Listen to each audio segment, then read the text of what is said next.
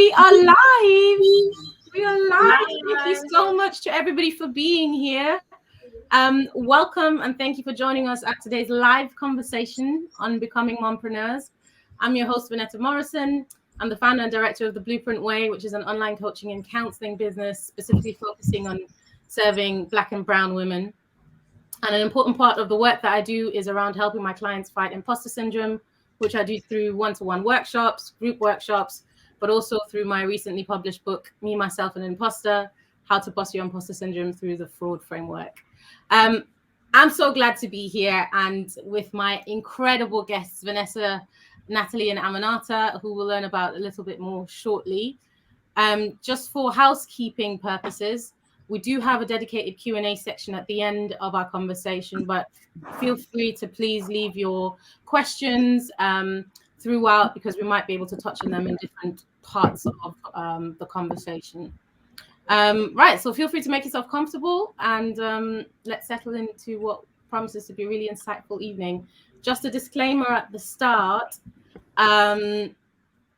this is a live event, so it's being live streamed and there's going to be a recording after for replay. So please be aware of that as you leave comments, ask questions, as they will be visible to others. Also, some of what we discussed tonight might end up being distressing to you as we may touch on different forms of discrimination, including racism and sexism, but also fertility-related issues. So if you do feel distressed, feel free to take yourself away for a moment from the screen. Okay, let's get started. So first up, I want to introduce the wonderful Vanessa Haye. And I've got a little bit of a slide here to make that clear. Right, Vanessa, it's such an honor to have you. Thank you so much for being with us today. And yeah, to introduce Vanessa. So I'm just trying to make this clearer. Vanessa Haye is a Ghanaian British writer and international speaker with a focus on Black women's health.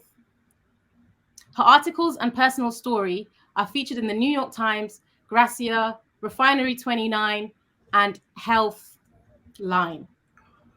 So I'm still trying to figure out the format here, but I want people to be able to see your face. Okay, your ultimate passion is to advocate for and improve reproductive health disparities and outcomes in underserved populations through a new project called Intersecting Infertility. So welcome, Vanessa. It's so good to have you. Thank you so much for being here with us. Thank you for having me. Absolutely, an absolute pleasure. And then next we have, let me remove us from the screen.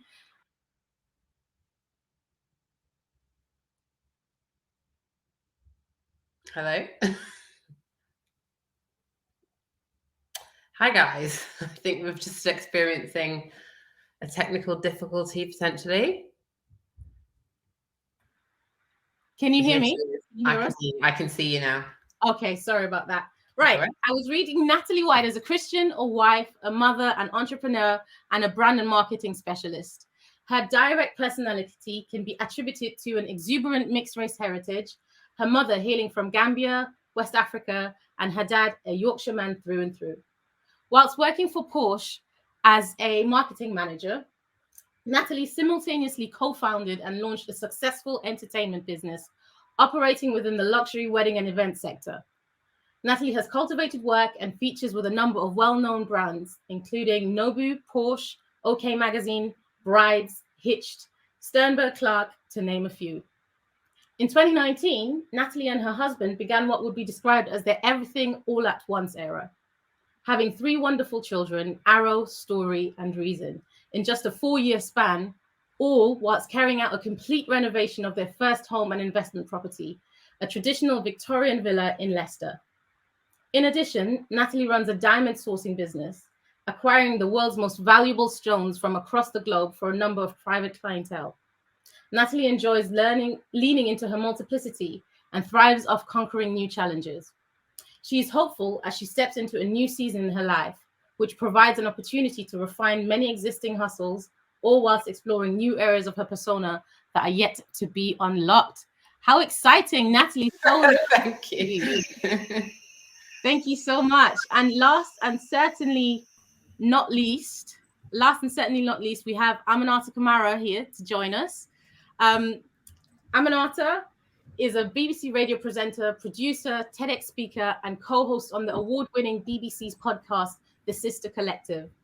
Originally from London, Aminata has forged a career for herself, giving a platform to unheard voices, sharing fascinating stories on life, relationships, music, and culture.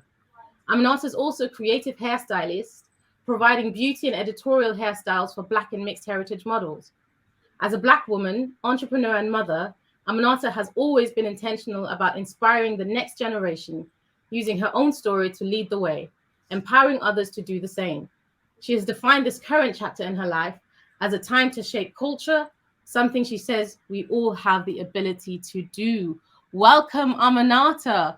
Thank you so much for joining us. And apologies about the technicalities, ladies. Clearly, the layout hasn't worked quite the way that I was expecting it to, but it's such an honor and a pleasure to have you here. It's very clear from all of your bios that you are true powerhouses. And I'm really, really excited to tune into this conversation with you. How are you doing this evening? Let's just do a bit of a check-in. Good.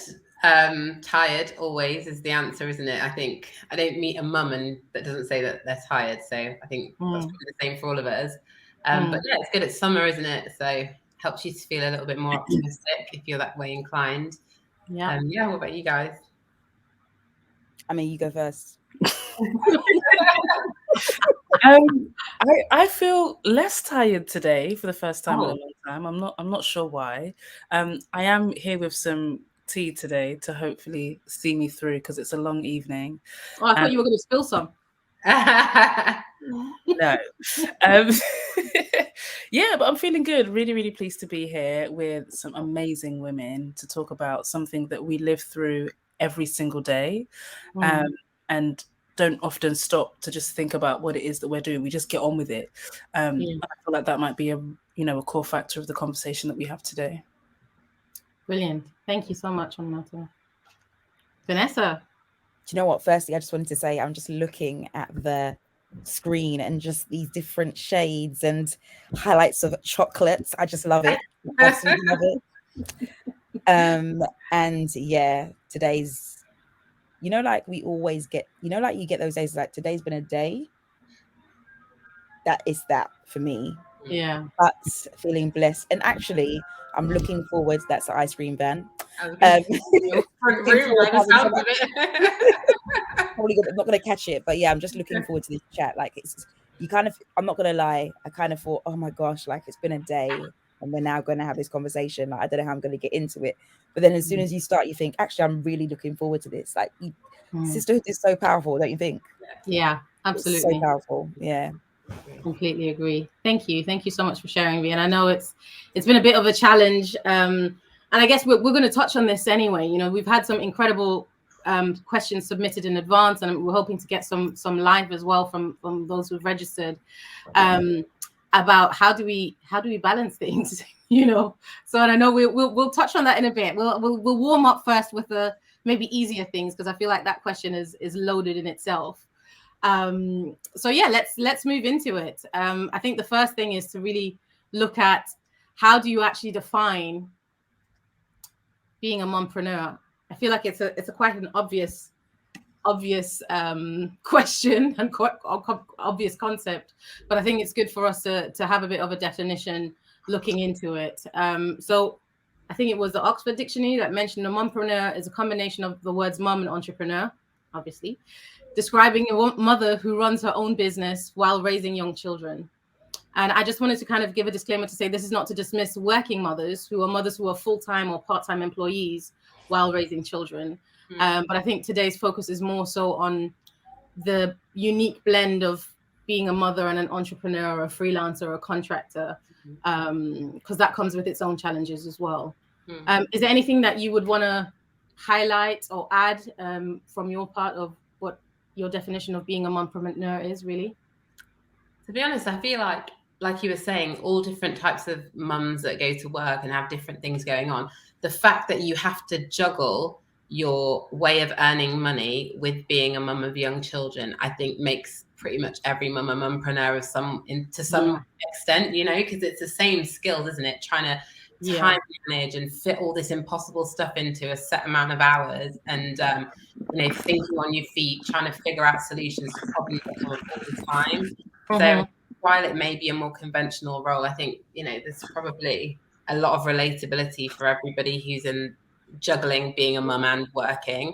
You know, I think all those that are at home being mums as well. Like I read somewhere that said that being a mum is like releases the same amount of cortisol as being in like a CEO position job or something. I don't know how true that was, or if it was just an Instagram thing, but to be honest, I can believe it, because the amount of stress, you know, the cortisol stress hormone that's released is insane compared to, you know, I guess non-mum related tasks. So yeah, thanks for sharing that. Yeah, and I read that as well, and apparently it is legitimate research that was done, because people can see how much our brains are engaged you know, in the different tasks that we cover.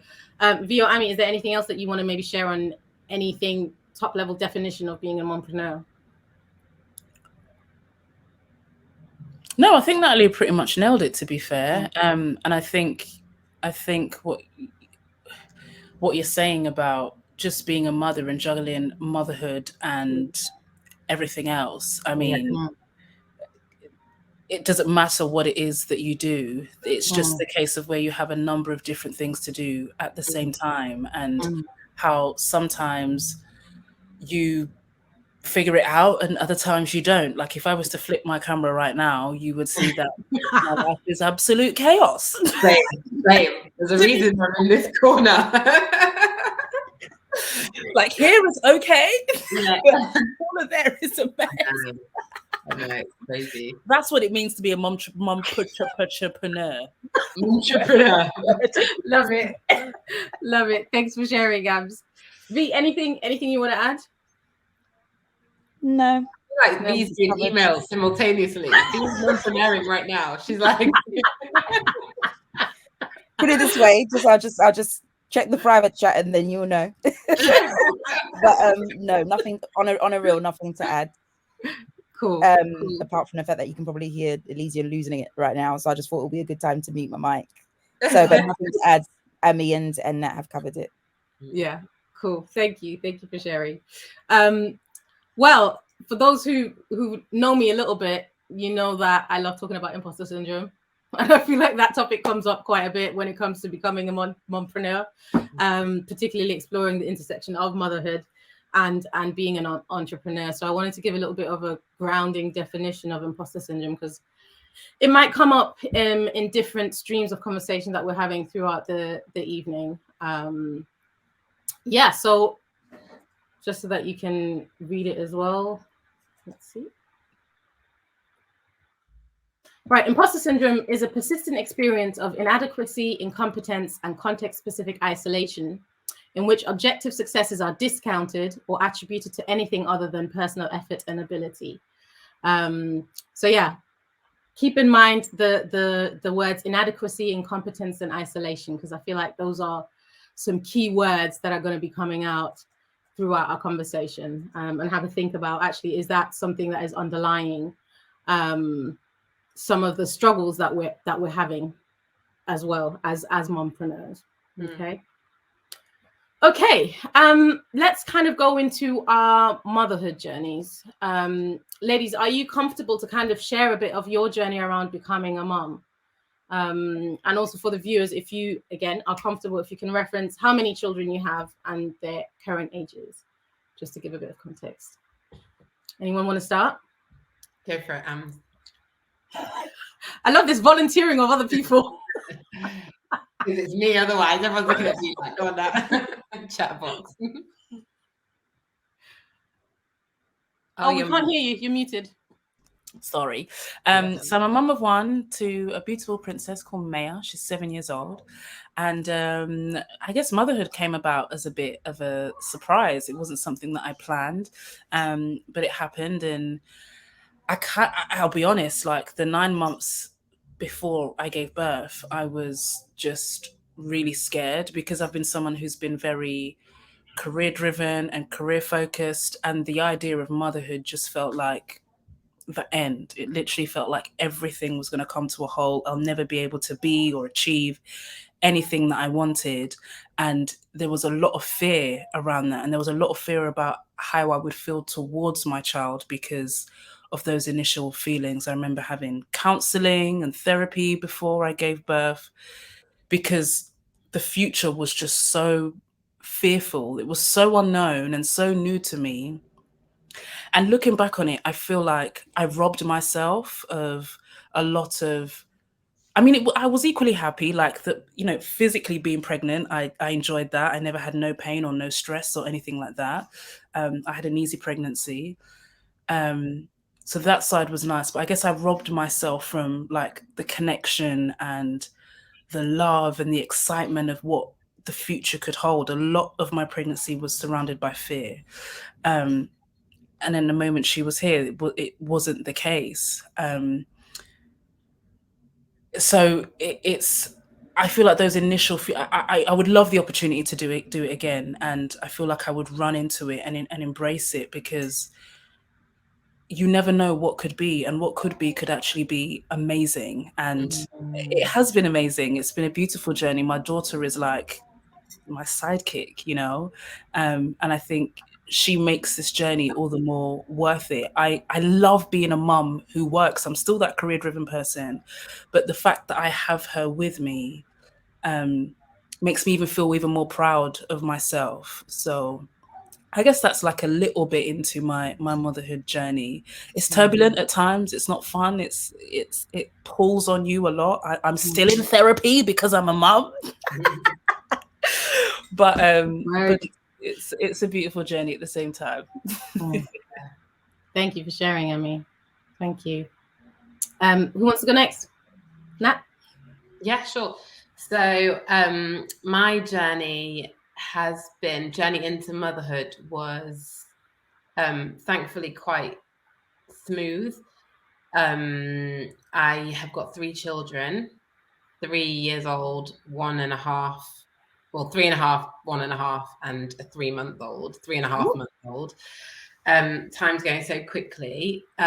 We kind of decided to have, my husband and I decided to have a baby. Obviously, wasn't sure how it was all going to go, but thankfully it happened. And I'm kind of a very all or nothing person in life anyway. Kind of efficiency is like the main mantra. So I was like, I'm already in this mum game.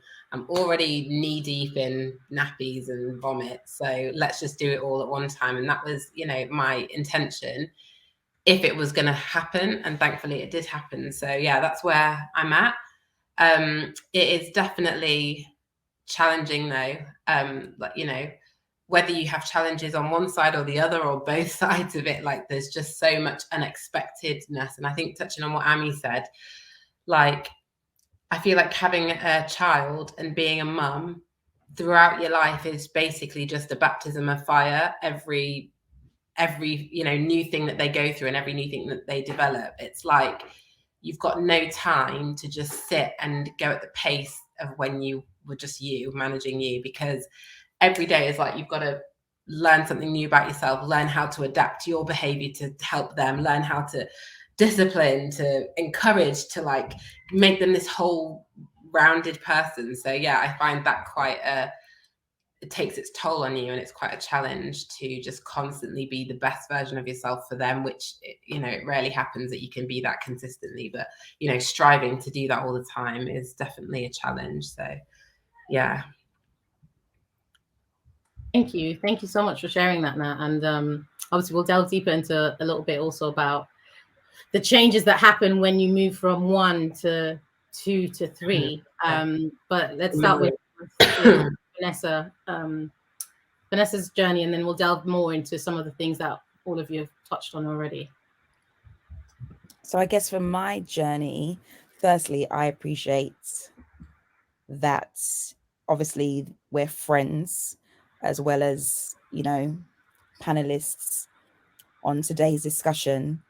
But I appreciate that my friends who have been with me and walked in my journey can I'm not saying that everybody has to say this, but can very much approach and answer this question, if you notice, by saying, thankfully, things were okay, or things were straightforward.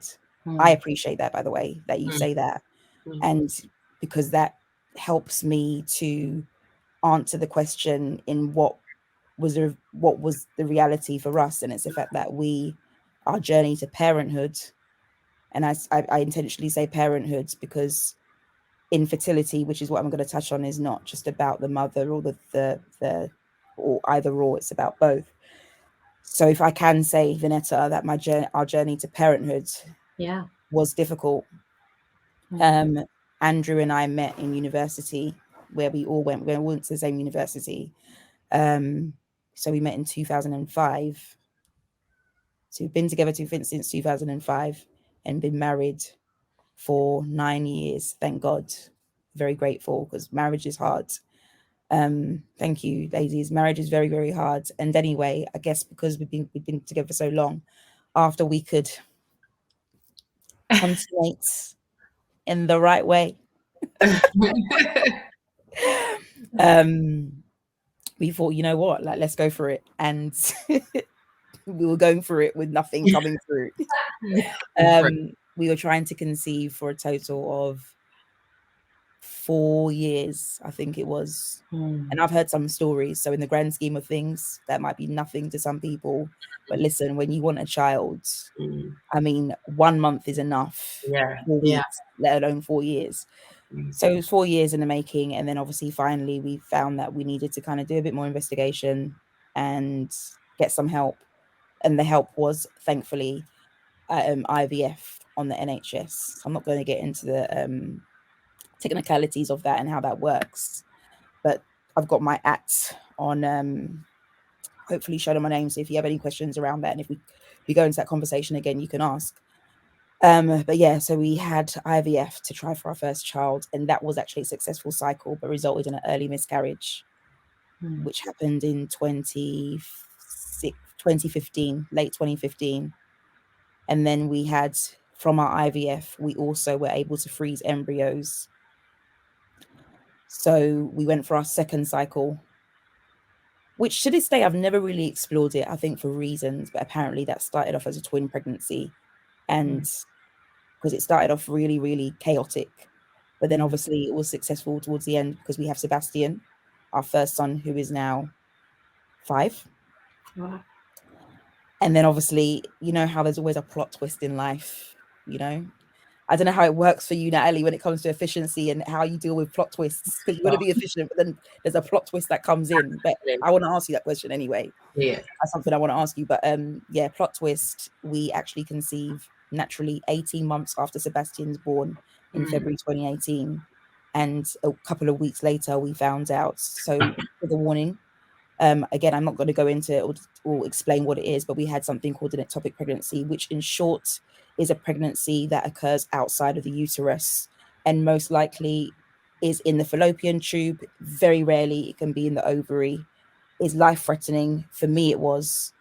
And, you know, I have to use the term carefully. We lost the baby because we had to end the pregnancy. And, you know, I guess a couple of years later, so it was just after COVID that we I found out I was pregnant with our second son, who's now a year and a half. His name's Elysian.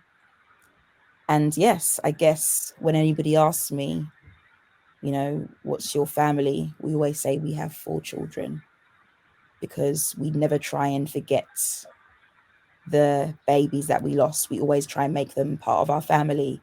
And I would say my journey was difficult, but it very much kind of informed how seriously I take my role as a mother and how seriously we take our role as parents. But also, you know, interestingly, this conversation is called Women of Wisdom. I think a lot of things were learned throughout that process. Yeah. So that's me. Yeah. That's our journey. And I'll leave it there. But obviously, you've said that there's questions. And if anybody wants to ask me questions about that, I'm happy to answer, because I'm quite open and I do talk about our story on Instagram I've written articles about it, as was mentioned in the introduction. So yeah. Thank you so much for sharing, V. And yeah, like you said, I really appreciate both Nat and Ami kind of setting the context to say, you know, thankfully, because I think from my journey, I think I was quite naive going into motherhood and expectations around motherhood, and that's gonna be a question that I have for us as well. Kind of, what were your expectations? I think based on the conversations that I had in our community and also in my family, there was never anything highlighted around fertility not working the way it's expected, if that makes sense. And I remember the first time you started talking about your sharing your journey, and I just thought, firstly, I applaud your vulnerability and bravery, and secondly, it's made me more humble in pursuing this journey of motherhood, because I feel like I was a bit of an imposter, but a particular type of imposter when it came to motherhood. So there's an imposter type called the natural genius, which is where you just kind of, everything comes to you naturally, you know. And I feel like motherhood was probably one of the few things where I had that, where I embraced that imposter type, because I'd never seen anything different. I never heard anything different. And so, yeah, I really, really appreciate your vulnerability and sharing, Vanessa. And I think, yeah, for my part, motherhood came at an age I never expected it to come at. So I became a mum at, 34? And so I had always had in my head that I was going to be a mum at 25, which was the same age my mother became a mother. And praise God, I did not, because I would not have been ready. I wouldn't have been ready. But yeah, so my daughter literally turned 1 last week, Anaya. I just feel so honored. And I think that's also strengthened by the fact that I appreciate that is not how every journey looks like. So yeah, thank you so much for sharing. Does anyone want to touch on expectations? Were there any expectations that you had going in, or not? Expectations of what? Motherhood or motherhood? Not just necessarily even conceiving, but even starting there, starting your motherhood journey. Yeah, were there any expectations that you had? I think because Vanessa already touched on, obviously we're friends as well outside of professional, relationships. Yeah. So for me, I had a little bit of fear there, knowing Vanessa's journey. I just got educated in how different it could be to what I had always thought. I always thought, back when we were growing up, people didn't really have conversations about this. I mean, growing up in our cultures as well, when you ask about pregnancy or whatever, it's like, shush, eat your food. Like, why are you even interested in woman things, So yeah, I didn't really have any other expectation other than, and also in a maybe African Christian upbringing, I remember speaking to my grandma in a jokey way when I was probably 15 or maybe 14 or something, and my mum was like, to her mum, like, tell her about boys, basically. I was like, already know. But yeah, pretended like I didn't know anything. And then she was like, basically, my grandma was like, basically, if you touch a boy after you start your period, you get pregnant. And so, I thought it was just that simple. And obviously I knew it wasn't quite that simple, but I didn't realize all the things that come into play with getting pregnant, like the time of the month. There's such a small window of time that you have to actually conceive, all these things that we've been educated through people like Vanessa now. And then also the difficulties that people face. So for me, learning that in my adult life, I did go into conceiving feeling apprehensive, like, what if it's not okay, what's my contingency? And it kind of touches a bit on the question you're asking me about how do I deal with curveballs. Like, in my head, I feel like with anything, I just plan for like every eventuality, so that, okay, if this is going to happen, this is what I'll do. If this is going to happen, this is what I'll do. So I kind of went into it a bit like that. And I remember feeling stressed after like a month of it not happening and thinking, oh, what does that mean? Like, should it have happened already? And how naive to, compared to a lot of people's journeys that, like Vanessa touched on, take absolutely a long time. So for me, there was a bit of apprehension there, getting into it. And then when I became pregnant, I was just so happy. It's like your whole world changes, doesn't it, in a moment? And yeah, I think then the expectations of motherhood, I definitely say that's the biggest challenge. And I think the thing that, makes me feel mum guilt, if ever I feel it. I used to think people felt mum guilt because towards their kid, like their kid thinks they're not doing enough. But I actually feel like for me, the mum guilt is perception on how well I'm doing as a mum. Do you get what I mean? So if like you're away too much, or if you're asking for childcare too much, or whatever, it's like, oh, that's where for me the mum guilt can seep in sometimes. But yeah, I'd say they were my expectations and challenges now. Thanks for sharing. Ami, I'm quite interested to know, what do you think was the biggest adjustment for you at the beginning of your motherhood journey and now? The biggest adjustment from not being a mum to being a mum.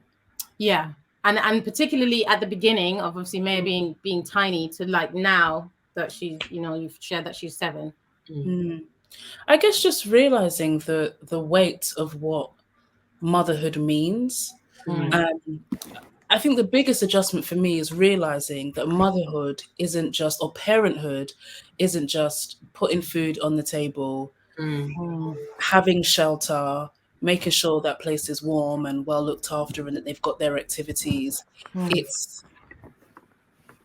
It's recognizing that you are responsible for the person who that child is going to become, and instilling the values in that person, or giving that child the opportunity to explore different things. Like if I don't expose my daughter to instruments or activities, how will she know that she likes those things? It's all of those intricate things that that I just never thought about. And I think when it dawned on me, that side of parenthood, I think that's when that was a huge adjustment. So it's not just creating this safe space with lots of hugs and kisses, as important as that is. It's the fact that my therapist said this to me actually, because there was a point where I was just confused about what I was supposed to do as a mother. And she said to me that you are responsible for who that child is going to be in society. Because I'm also trying to test out this soft parenting thing. Sometimes I don't quite know when to discipline and when to give my daughter the freedom to express herself. Like where's the line? When is it okay to leave her to really go for it? And when's the point where it's just like, hold on, be respectful, don't talk to me like that. And it's when my therapist said to me that you are responsible for who that child is going to be in society. So you can't just talk back anyhow, because when you're in the workplace, well, that's not going to work. Or you can't shout and scream when you don't get your own way, or stamp your feet, or go in a huff and puff, or you can't just leave your plates anyhow, because, you have to live in a clean, decent environment. So knowing that I have to prepare my child for society, the world, who she is going to go on to be. That has probably been the most mind-blowing thing, because it's not easy, it's not straightforward. And plus, I have to do that in line with who my daughter is as a person. Every child is so different. And maybe Natalie can speak on this, and you, Vanessa, when you have multiple children and different personality traits, and they all kind of just, their temperament is so different. You have to deal with them differently. So thankfully I'm not on that journey. But yeah, it's a tough road for sure. Like you think you've nailed it, and then the other one, and you're like, oh wait, you don't mind that. I'm actually happy for that, as Ami was kind of inviting you into that, because that was going to be the next question to both you, to both Nat and Vanessa, about parenting multiples and what the adjustment looks like then. Do you want to go for it, Vic? Yeah, go ahead. You go ahead, Natalie. Sorry. Oh, okay. So yeah, I think well, obviously my eldest is 3, so I'm still a rookie. Like, don't get it twisted. I'm not in any way some sort of super person. But I think I just had a really funny joke then. Went off in my head. Lol. Can't say it publicly. Basically, I think it's just a case of, do you know what? I've learned recently that you've just got to take some of the pressure off. Because, you know, there's just so much going on, especially as a mumpreneur, as you were touching on at the beginning, Vanessa. Like, there's just so much pressure from every angle. Like, be a good person in society, make yourself woke, like, make sure you're working on your own traits, make sure you're earning money, make sure you're living your best life, you're not wasting your years, you're being a good wife, you're like being a great parent, you're, you know, developing your relationship with God and finding your purpose and and eating healthy, and you're not like out of shape, and you don't want to eat too much sugar so you die when you're like 10 or whatever. Like, do you know what I mean? All this pressure. And sometimes I'm just like, I actually can't juggle all these plates. Like, it is too much. And for some crazy reason, I thought it was possible. And, you know, something's got to give. So now I feel a bit like I have to just choose the ones that give. And I think I had a conversation yesterday with my husband that he noticed. We had a conversation about something, and I was like really stressed about being on time to go somewhere. And I was like super stressed about it. Like, we were on the cusp of falling out because I was just like, God, like, I don't want to be late. Like, it's just a bad reflection on my kids. It was a school thing. And it turned out I had thankfully put the time as 6 o'clock in our calendar, and it was 6:30, right? So we were like mega early. But then I said to him, well, we're not going in now. We're not going in at 6:05 because it looks the same. Like, it looks the same as being late. Like, we didn't know what the time was. Like, I want to have it all together, you know? So he was like, what is that about? And I was just like, well, you know, like, I don't want it to reflect badly on her. And he was like, reflect badly on her or reflect badly on you? And I was just like, whoa, hold on a minute. This is like too much of a deep conversation. But when I started thinking about it, I was like, you know, we can so easily end up projecting our own stuff onto our kids through the lens of thinking that we're doing the best thing for them. And obviously, most of the things that a good person does in life aren't ill-intended, right? We do it because we think, you know, I don't want to be late to a parent thing because I want my child to be regarded in the best possible way. But in life, and especially when you're juggling multiple things, there are going to be things that flop. There are going to be things that you don't have all together. And if you're a few minutes late, you're a few minutes late. Like, you know, I definitely got that revelation at the end of it, but it was like my own things about being late growing up and the reputation that maybe came with that. You know, I remember one time someone was like, oh, Natalie would be late to her own funeral. And I was like, daggers, because it just felt like I wasn't doing well enough. So I think I was kind of projecting some of that on Arrow, my eldest, and she was like, and, you know, Erin was like, you know, you need to just figure out what this is about because you don't want it to be an unnecessary pressure that she feels, you know, an unattainable thing that she now has to live up to. So, yeah, there's that. And then also with the multiple kid thing, I've just gotten to the point where I'm like, if you just raise the first one well enough, hopefully the others will just follow. Everyone can follow.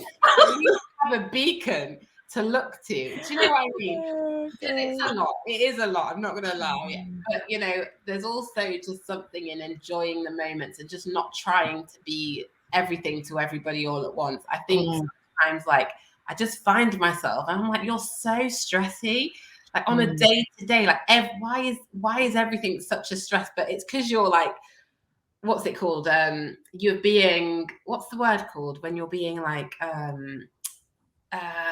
overstimulated? It's like you're overstimulated in every way. So you're just always like on 100. And sometimes it's just like lean into their personality. Like Arrow is super, she just loves to tell me what she wants to do, how she wants to do it, when she wants to do it. But equally, she can be very compliant. My second daughter, Story, she is super fun-loving, super affectionate, but stubborn, like super stubborn. She just wants to do what, like, she will really tell you that she doesn't want to do something. So at first I was like trying to go in hard with the same discipline techniques that I'd used for Arrow, and now I'm like, you're literally not that person, so I have to figure out something new. I've not got there yet, but I think my biggest tip would, and it sounds rubbish, but it would just be to kind of take a deep breath and just figure it out as you go along, really. Yeah. And just not feel so much of the pressure to just nail every single part of it. Yeah. Yeah. And I don't actually think. Go on, sorry. Gonna bring. What do you say? I said, and now I've got a son as well, so who knows what that's going to bring. I'm only 3 months in. At the moment, he adores me, so we're good. Love it. Love it. No, I was going to just mention that you're saying that, it might sound rubbish to just, breathe out. Oh, Anaya's losing it right now in the background. But you're saying about, sometimes you just have to let go of the pressure. That's actually a really good thing, from a psychological perspective. We can't do our best if we're so high strung all the time. And we really do need to, where possible, create, I like to call it like emotional margins in our lives to just lower the pressure where possible. Sometimes it's like a physical, isn't it? Yeah. Just, it takes both. Like, it's amazing how much it impacts your actual physical feeling as well as mental. Yeah. Exactly. Okay, Vanessa, as the mama of the oldest boys, how about you? Has there been a distinct difference? Second boy, mum. Firstly, I'm one of 4 girls. Yes. I have a twin. I have an older sister and I have a younger sister.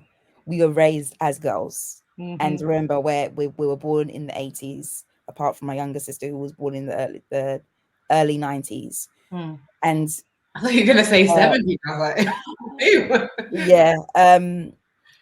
So I guess having boys was a real eye opener for me, because you see all on Instagram, like, have a boy, they said, like all of those kind of like, and Natalie, reason is 3 months. He's still got a lot to work out as he grows. But I genuinely feel, I don't know how many people that are watching have boy children, but they are hard work, particularly when it multiplies. Sebastian, he's calm like me. Natalie's like, Sebastian's like his dad. I was gonna say, like, which calm, very. I used to say he's quite emotional. No, I used to say he's quite emotional, but I've changed it to say he's a very emotionally intelligent boy, and I'm very thankful for that. He's very emotionally intelligent, very calm. If you tell him to sit in one place, Natalie, this. One of our Natalie's an angel. Natalie's godson. The other boy is Aminata's godson. I'm sorry, Aminata, you got the stubborn one. Because Elysian, on the other hand, is a lot of work. If I have to speak over the past 2 weeks, 2 weeks ago we were in A&E for 7 hours because of something caused by an 18-month-old. Yeah. This morning I was late, and I feel like when I was listening to you, Natalie, I was thinking, where were you this morning? Because that was me. That was me basically wanting to be early, but wasn't early because Elysian decided that because of my foolishness of leaving sweet chili sauce on the table, that he squeezes it and it splatters all over the floor in the morning, 30 minutes before I have to get to Sebastian to school on a day where he has a school trip. And because I'm rushing out of the house and I want to be seen as this super early mum who's got it all together, what do? I reverse out of my driveway into someone's car. It was a humbling lesson of it's actually not that deep, Vanessa. Deep.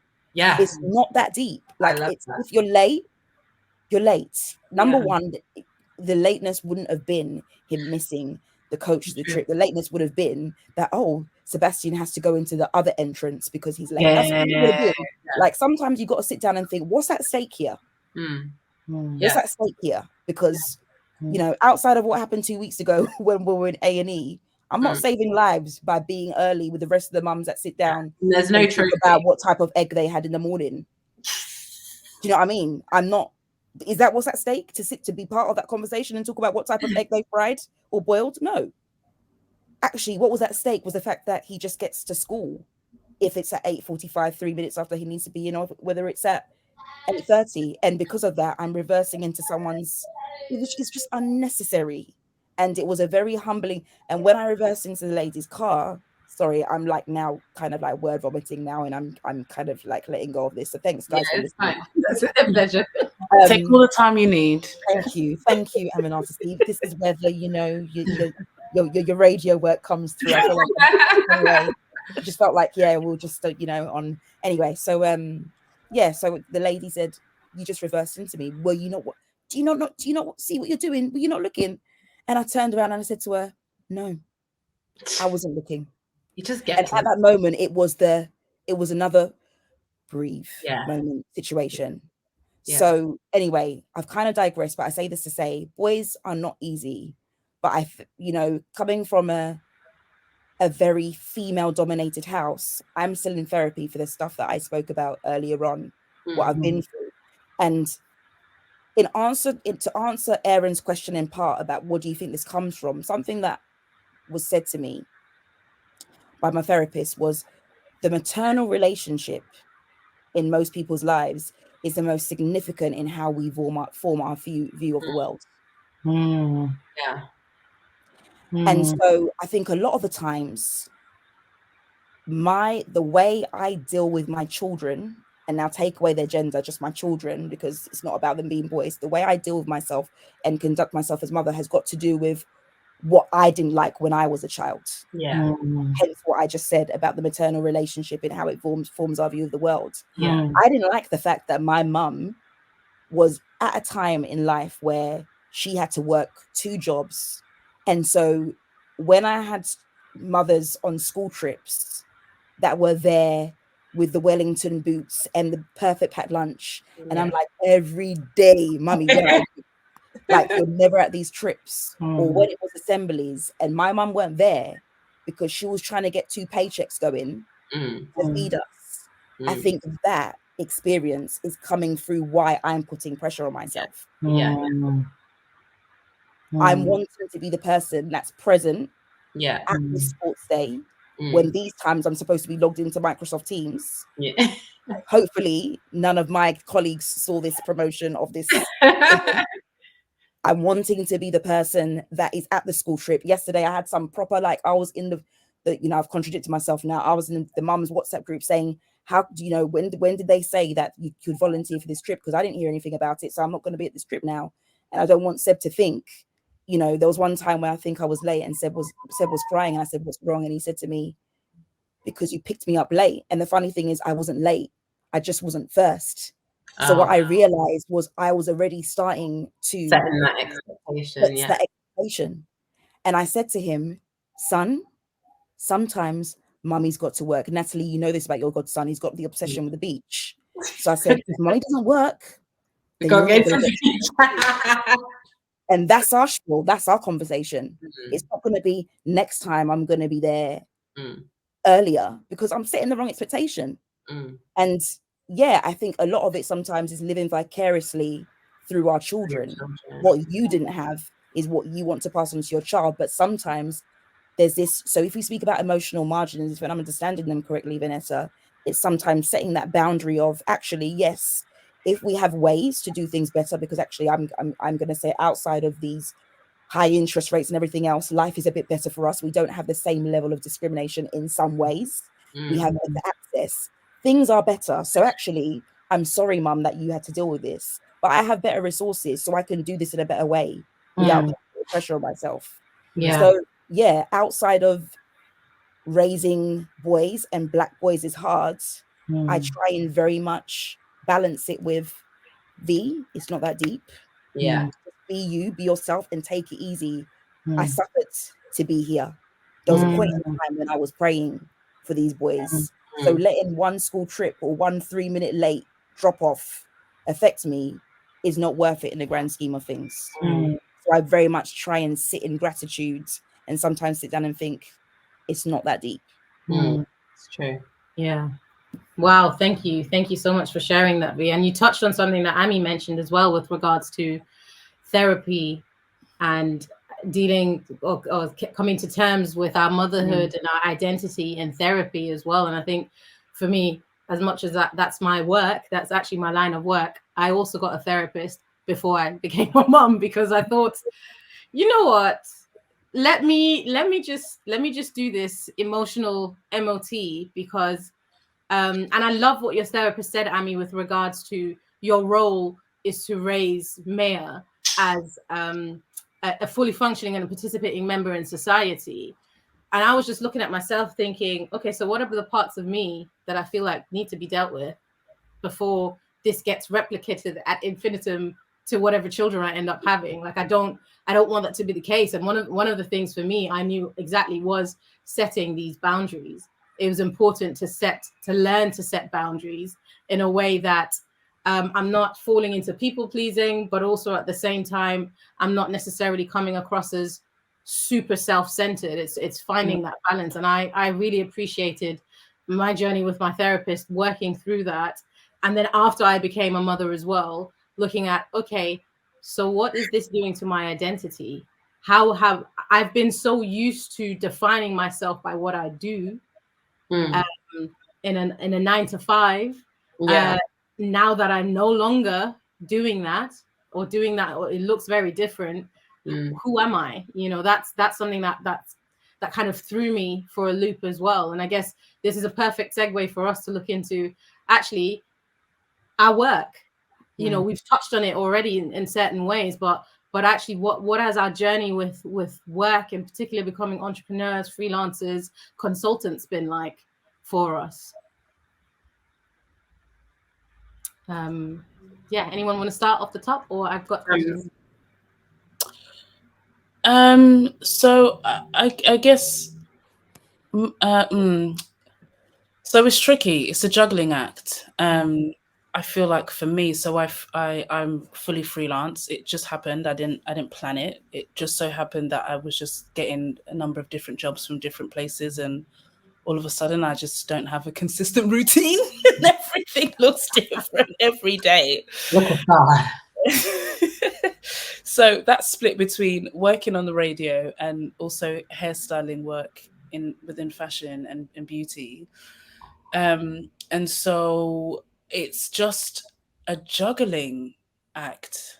And I think going all the way back a little bit to what I said about my fear of becoming a parent, like my journey is quite different to you guys in that I didn't plan my pregnancy. In fact, I'm quite fascinated to know how that feels like, and I can't wait to one day plan what the future could hold. So, as I say, it was a very fearful moment, and to now be on this side of it, where I feel like I'm achieving success that I never even thought was possible before, and obviously having to do that now in a number of different in different ways.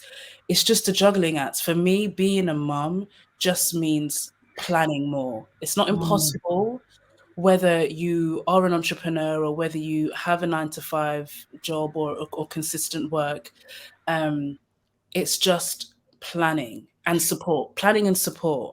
So working so when it comes to like the fashion industry, things come up out of nowhere. One day they message you today, are you available for a shoot that's taking place tomorrow?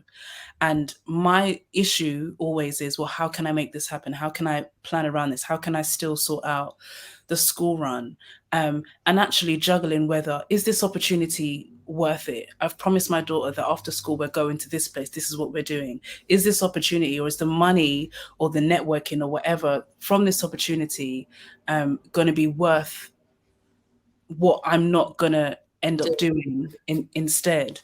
And for me, that is a constant battle all the time. But similar to you, Vanessa, I have a similar conversation with my daughter. And I because sometimes she's like, oh, mommy, why are you at work? Why do you have to go today? Or can I come with you? And sometimes she does come with me, which is fun. I love her being with me when we're on set and there's room for that. But other times I just have to say, May, I have to work. Like, shoes that you like, or these places that you like to go, or drama club, like I have to work. And I don't know if it's a good or a bad thing that we explain that to them at such a young age. I don't know, but I guess the other side of it for me is that I want her to look at me and aspire to be someone who can be successful, and that comes by working, whatever work looks like for you. So I guess to come back to your initial question, I guess for me it's just a case of juggling and planning and your best to be organized. But then I look at people like Natalie, who has a number of different things going on. I thought you were saying a number of different kids. I was like, feels like it. The career path is, there's so many different things going on. On top of that, you've got family, marriage, your home, like so many things happening at the same time. So I guess you can really probably testify to how you do that. Yeah. I just wanted, Nat, before you go, I just wanted to kind of point out some of the things that Ami was saying with regards to, do we think that it's a good idea to start having these conversations with our children? And I personally, I'd say absolutely, especially when she's at an age where she can ask the question. It's good to start having honest conversations with her. But actually, and I should have pulled out that piece of research, but there is research that has been done that shows that where mothers in particular are in careers that are engaging with for them and that they truly appreciate, girl children end up also achieving much higher. And boy children end up being more willing to caregive in the home as well. So we're raising no matter what children we have, we're raising children that are so much more attuned to what does adulthood actually look like. What's the reality of it? Because at some point, enjoy your childhood. That's what we want for you, but at some point that's going to change. And if we're not having honest conversations with them about it, we end up like one of the anecdotes that Natalie shared with regards to how long are we going to have that story in our heads of, oh, this is how children are created, or this is how you make money when you are an adult, or this is how you spend money. Like the sooner we have conversations about what does life actually look like on the other side, the sooner our children can get used to that as well. Yeah, for sure.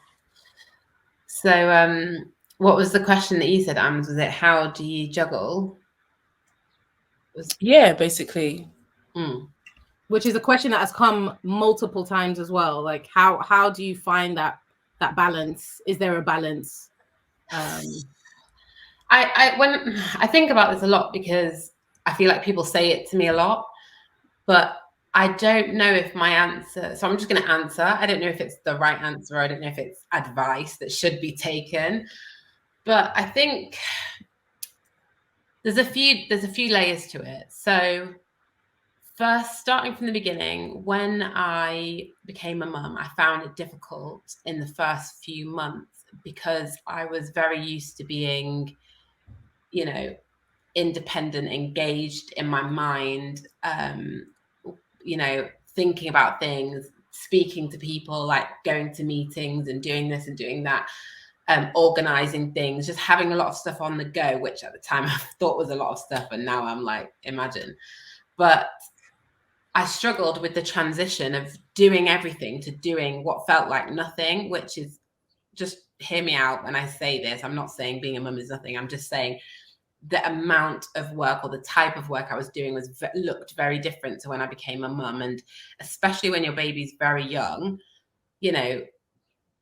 now that I've had more, I will say that for me and a lot of women I've spoken to that have got multiple children, those first few months, when you look back, are probably the easiest.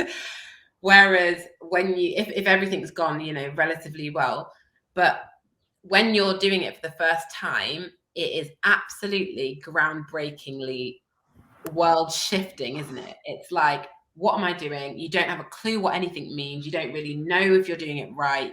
I remember when they said, oh, you can go home. I remember thinking, like, what, you're just going to leave me with the baby? Like, I don't know what I thought was going to happen. Like, they were going to come home with me or something. And I remember just thinking, like, don't go. Like, how do you know I can do this? Because this child needs like safeguarding, don't they? Like, you're just leaving me with them.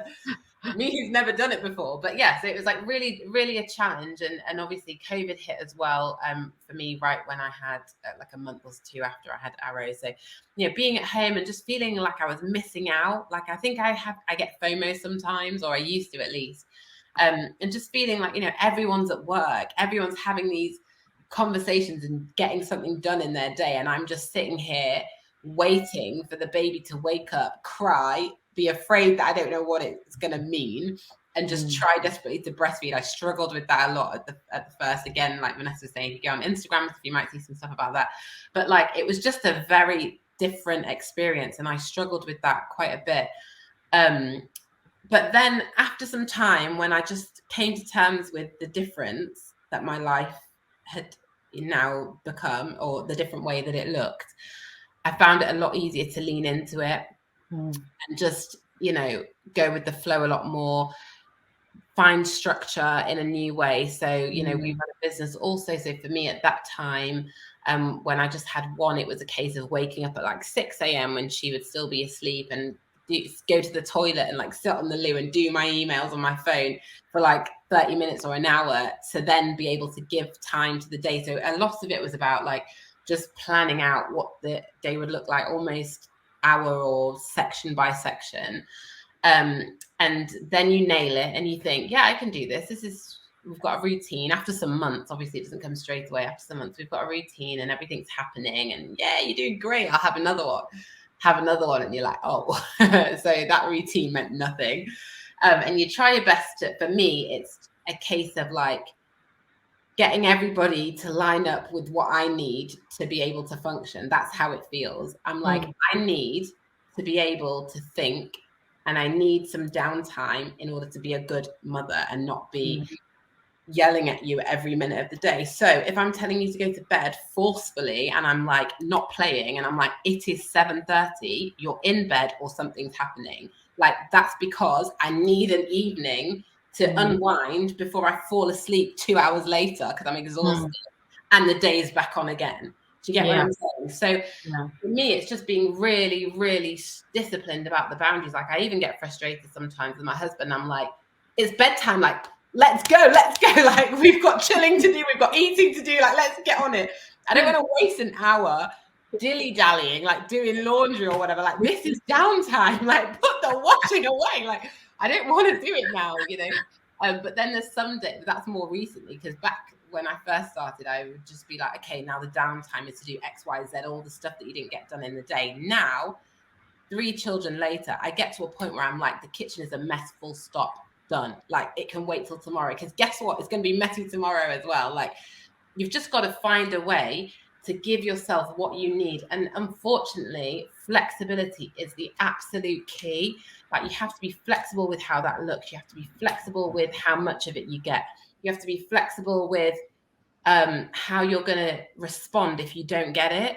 Like, that, I think, is the key thing, because in a week, whereas maybe I would love to do self-care, you know, in a particular way once a week or whatever, it's not going to happen. So maybe I have to accept 5 minutes of it sprinkled throughout the week. Do you get what I mean? So it's just trying to find something, and also maybe having like an anchor that is something that you know is for you. So for me, I love to get my nails done. Like, everything else can be a mess, but I'm like, almost religiously, I'm like, I'm getting my nails done, because let there be something that is that's a reminder that I'm also a human being that wants to present nicely or whatever. Like, 9 times out of 10, I look ridiculous. Like, do you know what I mean? It's just that it's kind of soul destroying also when you look in the mirror every day and you just see a version of yourself that you're kind of not familiar with, but that has become very familiar. So yeah, I think it's a case of just plotting out the day as best you can, surrendering to the fact that you're a mum, managing time as best you can, multitasking wherever possible. I also think that's kind of like something we don't really have a choice in. We have to multitask, don't we? But I think for me, I just try and push it as far as I can. And then you know, just sectioning off a part of the day that is going to be for you, even if it's an hour in the evening, just to try and like have a shower on your own, or, you know, eat something, or go for a walk if you can. Or I know sometimes it's just, you're just so exhausted. So these are things that aren't always consistent, but it's like, at least have something that happens. It might be different every time, but something just that's a reminder to you that you exist, and that you are allowed to be an individual with something that's specifically for you. I think that's what I'd say. Long answer. Sorry. You're muted, V. No, I was saying thank you so much for sharing those points. Now there's a lot of kind of wisdom coming through in that. I was trying to capture some of that as well. V, is there anything that you kind of want to add with regards to, is there a balance? And if there is, how do you balance that lifestyle as a mompreneur? I'm going to be honest and say I would say Natalie's covered it. If there was any points to make, it probably would be the same. I think Natalie's covered them all. I'm just trying to think if there's anything. The only way I can speak to this in a bit more of a personal way is when it comes to wanting to, if I use the term, plan a family. I learned that's something that's not in your control. And so what I'm saying in this is that you said, V, that you became a mum at 34 at a time when you probably would have been in the thick of your career. Do you see what I mean? So the point I'm making is, because you cannot plan when it happens and when you become a mum, that means you can also can't control what's happening around that. Yeah. And with that.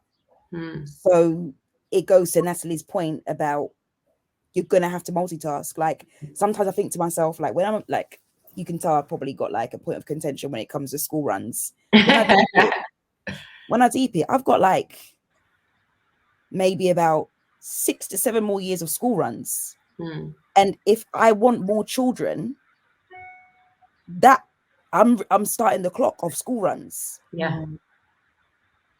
Light bulb.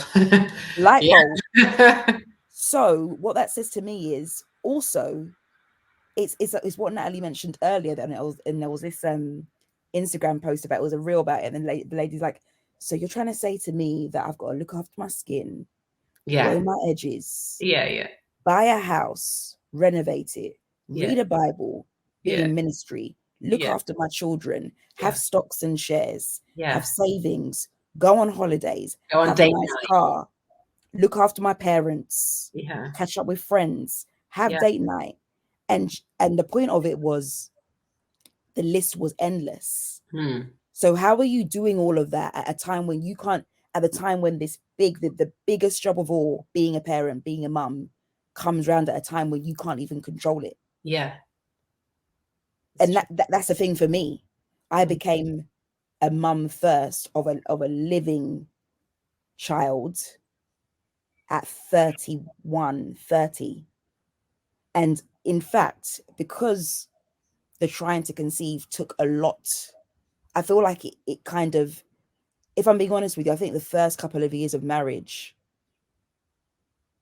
were very dull in the fact that all it was about was trying to have this child. Right. We didn't go on holidays, because almost like, but if we go now, we're going to have treatment soon. Or what if we go and find out we're pregnant and then we're on holiday and that's not good for pregnancy? Or, you know, we need to say everything was about the child.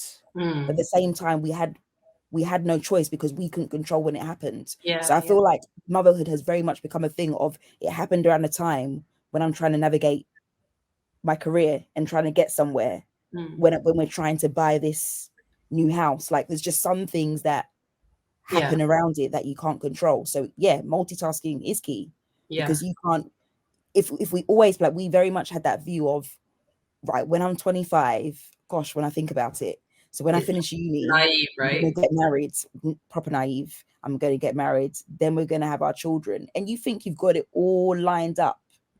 then actually real life happens and you're like, no, like there's some people, I know people in the infertility trenches that are having children at 41 that probably said a couple of years ago, I want to be looking at early retirement, but can't do that. Yeah. Because actually motherhood very much became the reality of that it chose you rather than you chose motherhood. So for that reason, multitasking is key, because you cannot, life is going to be happening whilst motherhood is happening or not happening. As far as I'm concerned, that's that. Like I said, if we decided today, right, let's start for our subsequent child or children, I've flipping got 11 more years of the school run. When you deep it, who's got a choice? It's so I don't true. mean that to sound like, I don't mean to sound like a negative Lely, but it is what it is. Like, I've got 11 more years of hustling for the school uniform and trying to make it early for the school trips. You know what I mean? Like, it's just deep when you think about it. Like, I've got 11 more years of this, like 11 more years. Boy, anyway. I think that's a good like paradox to show versus how I've done it. So, you know, people are like, oh, you know, it's hard having them all at one time. But I'm like, but that's hard. What Vanessa said, having 20 years of your life taken up by being selfless. Like, I mean, there's different ways you look at it. It, you know, it's just which baptism do you want? Choose. And that's why you hear, you probably heard someone say, in a very, very light touch, choose your heart. Yeah. If you can. Yeah. Absolutely. Yeah. And I was going to say, in terms of, again, highlighting the if you can, because as much as you're saying that, you know, you've chosen to do it back to back to back, actually, like V was saying, that's not necessarily a choice that some people have, you know. So as much as, you know, I feel like we're kind of efficiency twins when it comes to things. Like, my plan was like, yeah, bang, bang, bang, bang, bang. And I'm like, well, we'll see, you know, God, please. But at the end of the day, I don't know how it's gonna pan out and what it's gonna look like.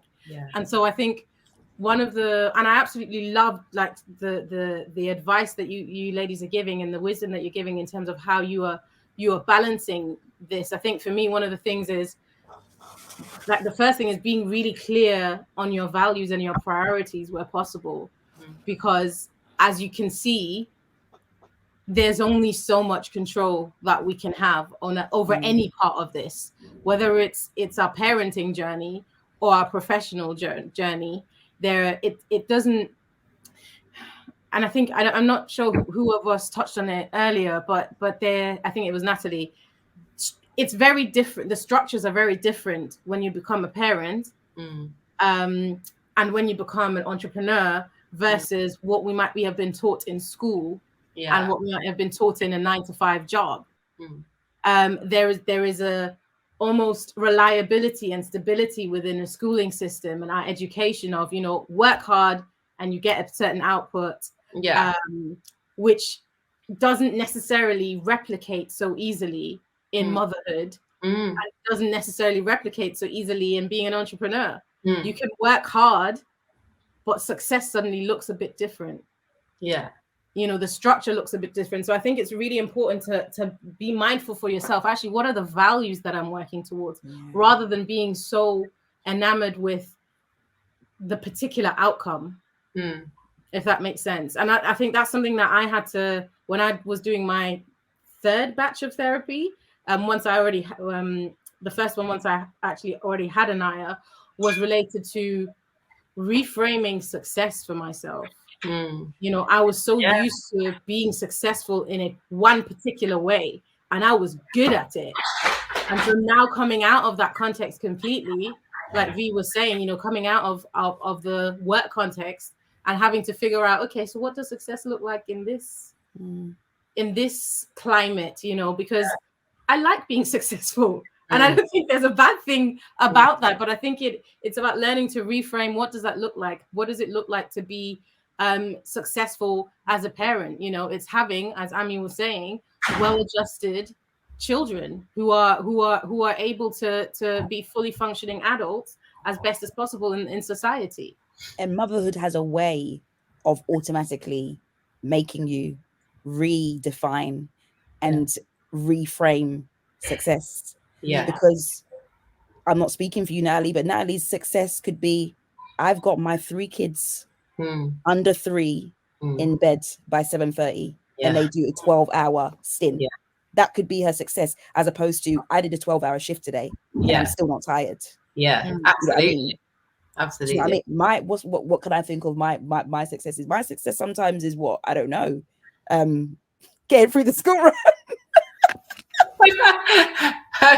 You should change it to say Vanessa Haye, school run specialist. School run specialist. Like, it's and I, you know, I think we very much understate or very much underappreciate small wins and what they are in parenthood and motherhood. Small wins are such a thing, because when you actually total them up, because there's so many small wins, they're big wins. See what I mean? So yeah, I've definitely learned the art of like recognizing and celebrating the small wins. That's my success. Just on the small wins point, it just came to me, just sorting out dinner earlier. I had to do everything really rush. And my daughter rocks for a yogurt. I gave her a yogurt, and her words to me after that was, "You're the best mummy ever," because she got a yogurt. And I mentioned that, and because I think what matters to our kids is sometimes very different to what matters to us. So I can sometimes make a big song and dance about something when actually, like, because sometimes our kids don't know any different. So for me, obviously, you guys know, I co-parent with my daughter's dad. So half the week she's with me, half the week she's with her dad. And there's been a lot of times where I felt like, oh my God, we're not in the same household together. We're not married. We're not settled. We're not this and that. But actually, that's been my daughter's reality since she was young. So that's not a thing for her. That's completely normal, and she's learned to manage. She knows that she's got to pack her things because mummy picks her up on Thursday, and she knows that she needs X, Y, and Z to take with her on Monday because she needs this at her dad. Like, it's just her reality, and it's completely normal. So like, sometimes we can panic and stress and get really overwhelmed by certain things, but actually for our kids, like, just having a yogurt after dinner is like the best thing. Like, yogurt's got chocolate in it. What more do you ask for? Innocence of children, honestly. Yeah, absolutely. Thank you for sharing that, Ami. Completely agree. Like, the small wins, they're so important. They're so important to recognize. And I would probably say also, on the flip side, not just in our parenting, but also in our entrepreneurship, has there been any part where that's been the reality for you? What's been the reality? That being mindful of the small wins, because I know we've had some questions from people with regards to, you know, what has the entrepreneurship journey been like for you? Do you know what? I feel like entrepreneurship and motherhood are quite similar. I think motherhood and a 9 to 5 are polar opposites. Yeah. 9 to 5 is steady, kind of expected. You know what capacity you're expected to be in. Oh gosh, low battery. Lord help us. You know what capacity you're expected to operate in. You've done it for a while, so you probably know what's going to come up. Whereas motherhood is completely unexpected. Every day, every single year of their life is a new challenge. Every single day is like a new challenge in a lot of respects. You've got to, like I said, hold up a mirror to yourself. What is my behavior doing to my kids? That my mother's voice is in my head through my parenting. You know, I'm actually defining how my grandchildren are going to be parented through how I'm parenting right now. Do you get what I mean? All of that stuff is very similar to entrepreneurship in my experience. You know, entrepreneurship for me anyway has been carving out a route to something that I've not seen done by somebody like me that I know or that I've seen. It's not necessarily that it's a big deal, but it's like I just don't know what the path is. So I'm like clawing my way through trying to figure out what the best path might be. Yeah. So it's a lot of unexpected, the same way that motherhood is. So I think there's a parallel there, which might help in some ways. I'd probably even lean in to say that most mothers would probably not struggle as much as they think with entrepreneurship, given that you've got the experience of being a mum. You know, if you were to actually have a go, maybe. Not necessarily that it would be amazing, but I don't think it would be that dissimilar to maybe what they might perceive. But yeah, entrepreneurship. What was the question? I've totally gone off point, haven't I? It's like you're asking how we juggle it. Yeah, exactly. How are some of the small wins? Vanessa mentioned some of the small wins. Yeah. How is that played out in your entrepreneurship journey as well? See, that's one. If I'm honest, I don't feel like there's room for small wins personally. I feel pressure from that side to keep up with the pace, because in that world, you know, people are coming to you for something. They're not really bothered about your personal life or how your day's been. So, you know, I don't know if it's maybe one of the girls might have a more holistic, like helpful way of looking at it. But for me, that's one thing I just try to keep going with, because I just feel like, you know, a customer's not going to say, "Oh, what, you had a baby?" Sorry, he's bringing in a radiator. It's very heavy and he's grunting. Sounded really odd for a second. Yeah, I just feel like the customer or your client base or your peers in the industry, they're just not going to care or understand in the same way that maybe your mummy friends do. You know, a lot of spaces, it's a lot of men. So it's like they just don't have that same, generally speaking, don't have that same understanding of the toll it takes and the effort required to even get to the point where you're showing up.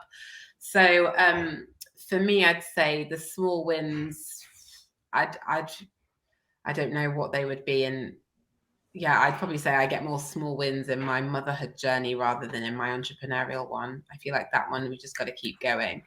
Sometimes I guess it's like sending emails on time, maybe, but I don't feel like, personally, I don't feel like it's a win. I feel like constantly in my head, I'm like, come on, Natalie, come on. So yeah, I'm probably not the best one to answer small wins in the entrepreneur space. But no, appreciate your perspective as well on that.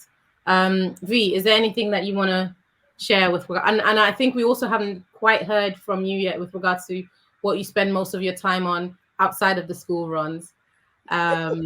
So feel free to use that to kind of jump off as well. If it's okay, I had something in mind, but I felt like Ami was going to touch on the small wins. You had something to say. So whilst I kind of ponder upon that question, if you can answer that, if you can start off. I was just going to say off the back of what Natalie was saying about small wins. It's interesting you say that like the entrepreneurship and business space they don't care. I completely agree with that. I think what's interesting is that sometimes I don't know whether this is like my imposter syndrome or sometimes wanting people to care. Just gonna get my charger. Okay. Yeah. Or people wanting to care. Sometimes I'm like even today I sent an email, I had a job come through and I was just like, oh, I'm not too sure I can do it because of childcare. And I said it because part of me likes to be open about the reality of what my life looks like.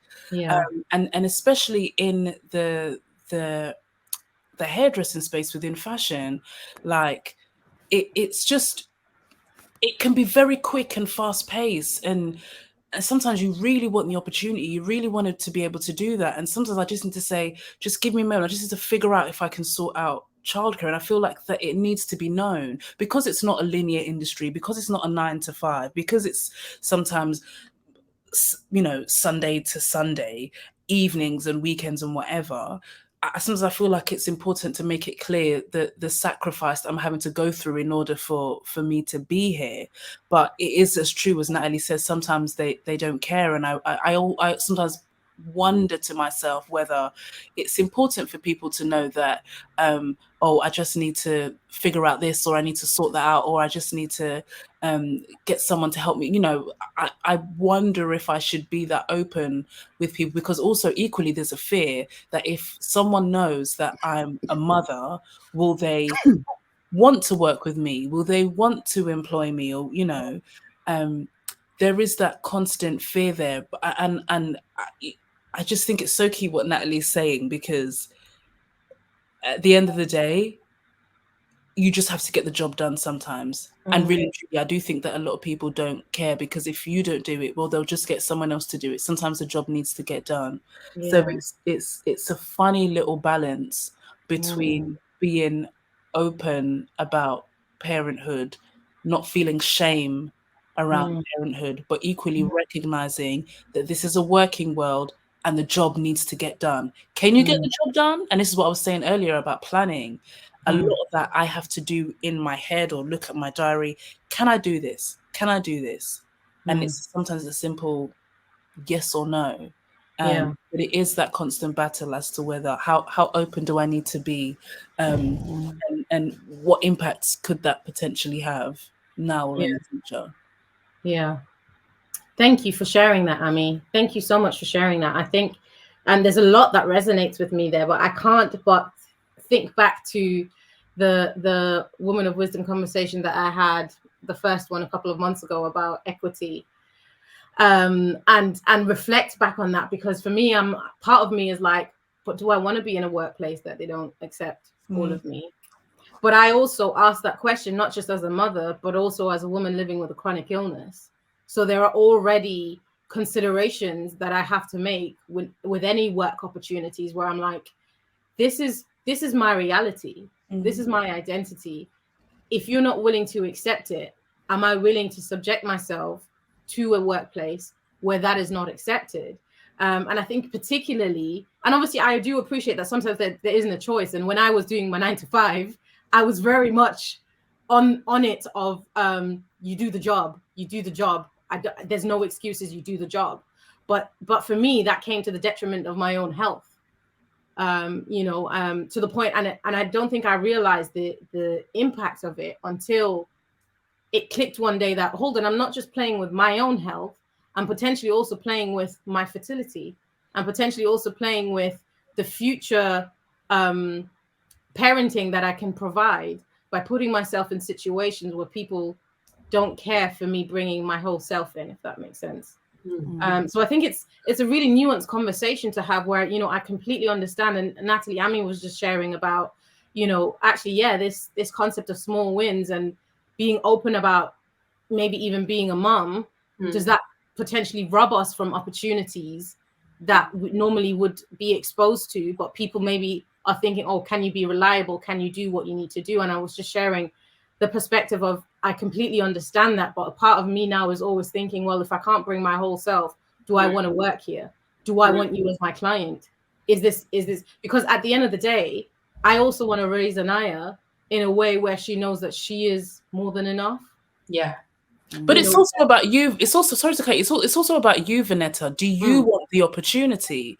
And sometimes you might really want the opportunity. And this is the juggle of being an entrepreneur. Like, if money is at your door, are you going to do what it takes, even though you are a mother, to get that opportunity, to get that money in your pocket? So it's sometimes it's not just about whether, well, maybe they're not going to value me, or maybe they might look at me sideways because I'm a mother. But actually, and I guess for me now, I look at opportunities as, how is this going to serve me? I'm done with all that employment stuff where I'm working for someone else. I'm working for myself. So is this opportunity going to serve me? And if so, well, I'm going to try and do what I can to figure it out. And maybe if I choose to be transparent with them about how I need to make this work, but then I'll equally make it clear that I really want this opportunity. Let me just figure it out. I hear that. And I because you also mentioned something earlier, which also Aaron, Natalie's husband, had mentioned years ago, that I always remember, that everything has a cost. Yeah. So it's calculating for yourself, what is the cost of saying yes to that opportunity? And what is the cost of saying no? Yeah. Both of those have a cost. Which cost are you more willing to pay? I think it just helps simplify, doesn't it? Yeah. I think one thing that maybe people who don't have children yet and that want to might think when they're starting off out on this journey, or when they're thinking about it, is like, when I'm a mum, I'm going to do da-da-da. Like, we've all done it, right? And like Vanessa was saying, life just throws these curveballs at you that even the most planned person can't plan for. And I think because of all of that pressure and because of all of those things that we come into motherhood with, whether it happens on day one or when they're 1 year old or when they're 5 years old or when they're 25 years old, there will 100% come a point or come a day when you are forced to surrender what you thought it was going to be like. And you're going to be forced to surrender your desire to keep it all going. And I think that is freeing. The sooner we can get to that point, the better our lives will be. Like Amy was saying, they'll be richer in terms of, is this serving me? Do I even want to do this? Because at the end of the day, we are in control of the days that we spend on the earth. Obviously there are pressures that we get like brought into, or pressures that are put on us because of where we live in the world. There are, if we were living on a desert island, we'd have very different pressures.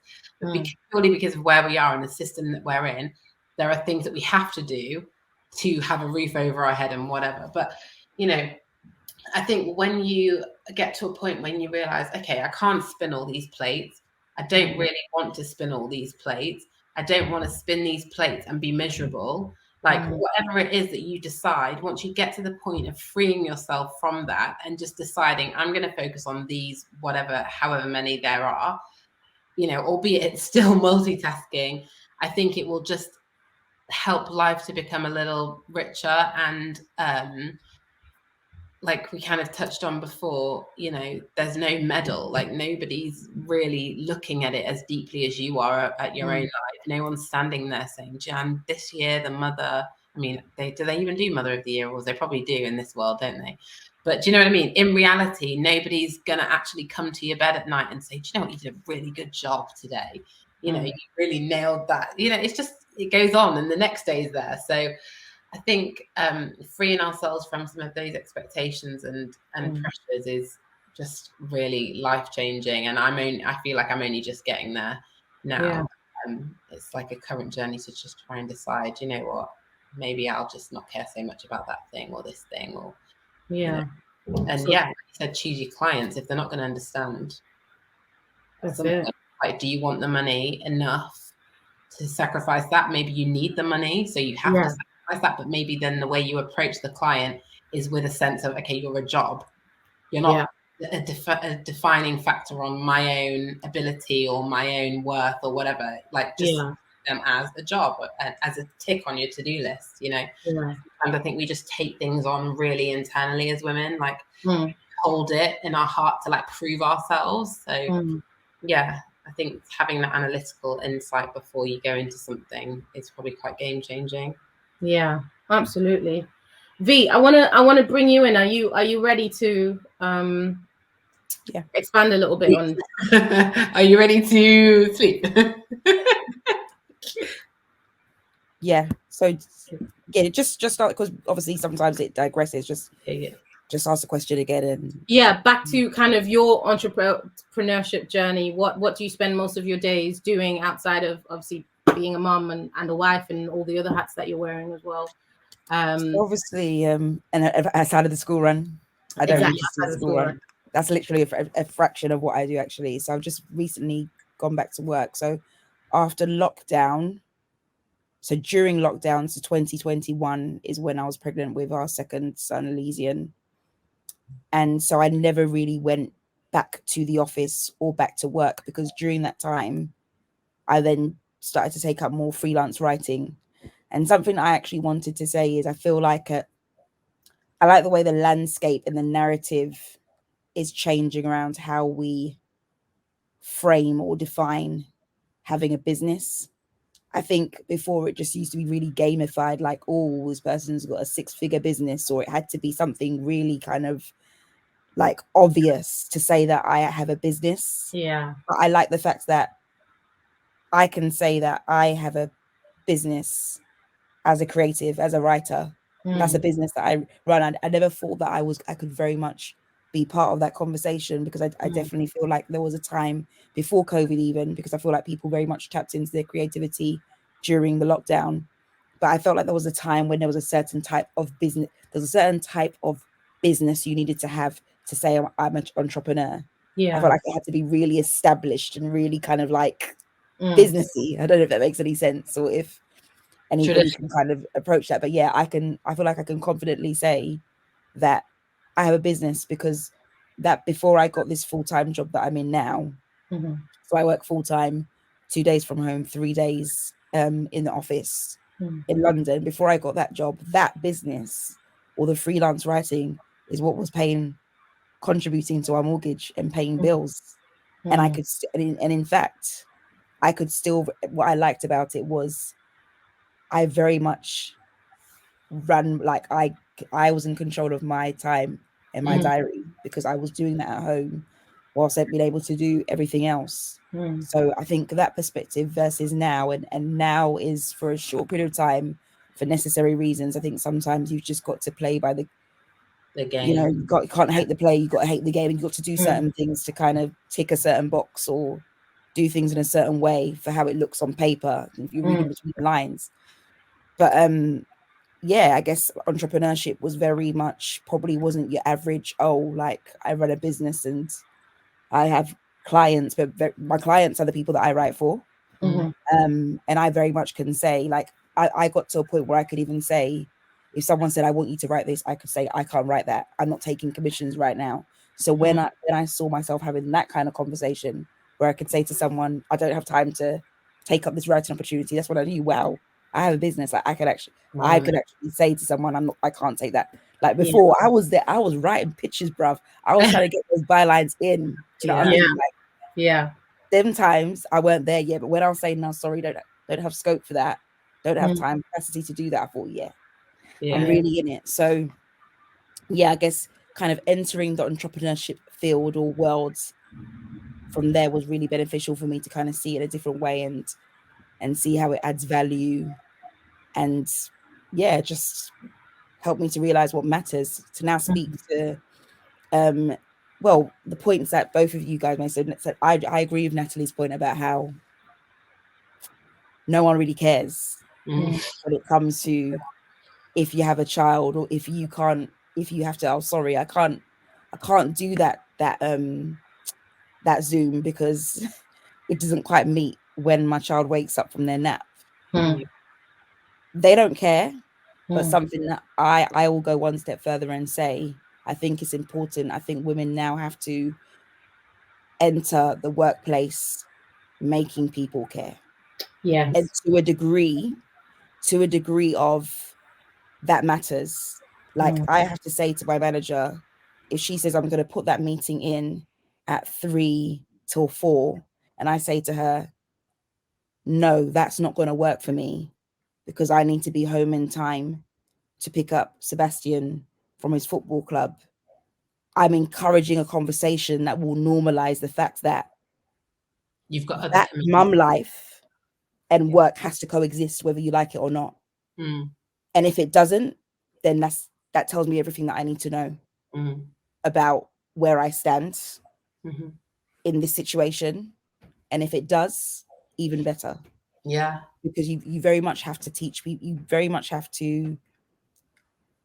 I definitely believe in the thing of showing someone how you want to be treated. Yeah. You know, we're still in 2023. I'm a bit previous. We're still in 2023 trying to find employers that will accommodate the mum and work-life balance, and it's not on at this day and age, because in the same breath you'll then see an article about how the birth rates are going down. Do you know what I mean? Like, make up your mind on what you want us to be. Do you know, I want us to be the people that sit at home and have children, but then when we don't have it, you complain, and then when we do have children, you then complain and say, right, no, you need to do X, Y, Z. Like, I've had to very much rule the roost on that and kind of tell them how I want to be treated and how I want to be seen. And I definitely feel like two identities can exist. Like, I think you all spoke about it actually, in terms of coming as you are, more so UV. Like, I agree with Amy, I agree with you, I agree with Natalie on the fact that yes, you've got to you've got to kind of play the game. But also, I think it's also down to personal perspective. Since having my children, And I always have to come back to my journey. And I'm so glad that's how the conversation started. So it brings context into my values. Since my journey, my children always come first. Because how I see it is, at the end of the day, we very much fought to have these children. We went through a lot to have these children. So I'm digressing when I'm now kind of back in the game and being back at work and putting certain things first. You can exist. I can very much fight for that career and try and get this 6-figure business or whatever business. Let's even remove 6 figures. A business is a business if I've made £2,000 a year, whatever the case. I can very much strive to have a business that brings money in for me, but still show up for my children and my family. And whether you bring that conversation into as a manager, that's not on you. That's on me to show what matters. You have to show that person what matters to you. And if they don't like it, they don't. And if they do, great. Yeah.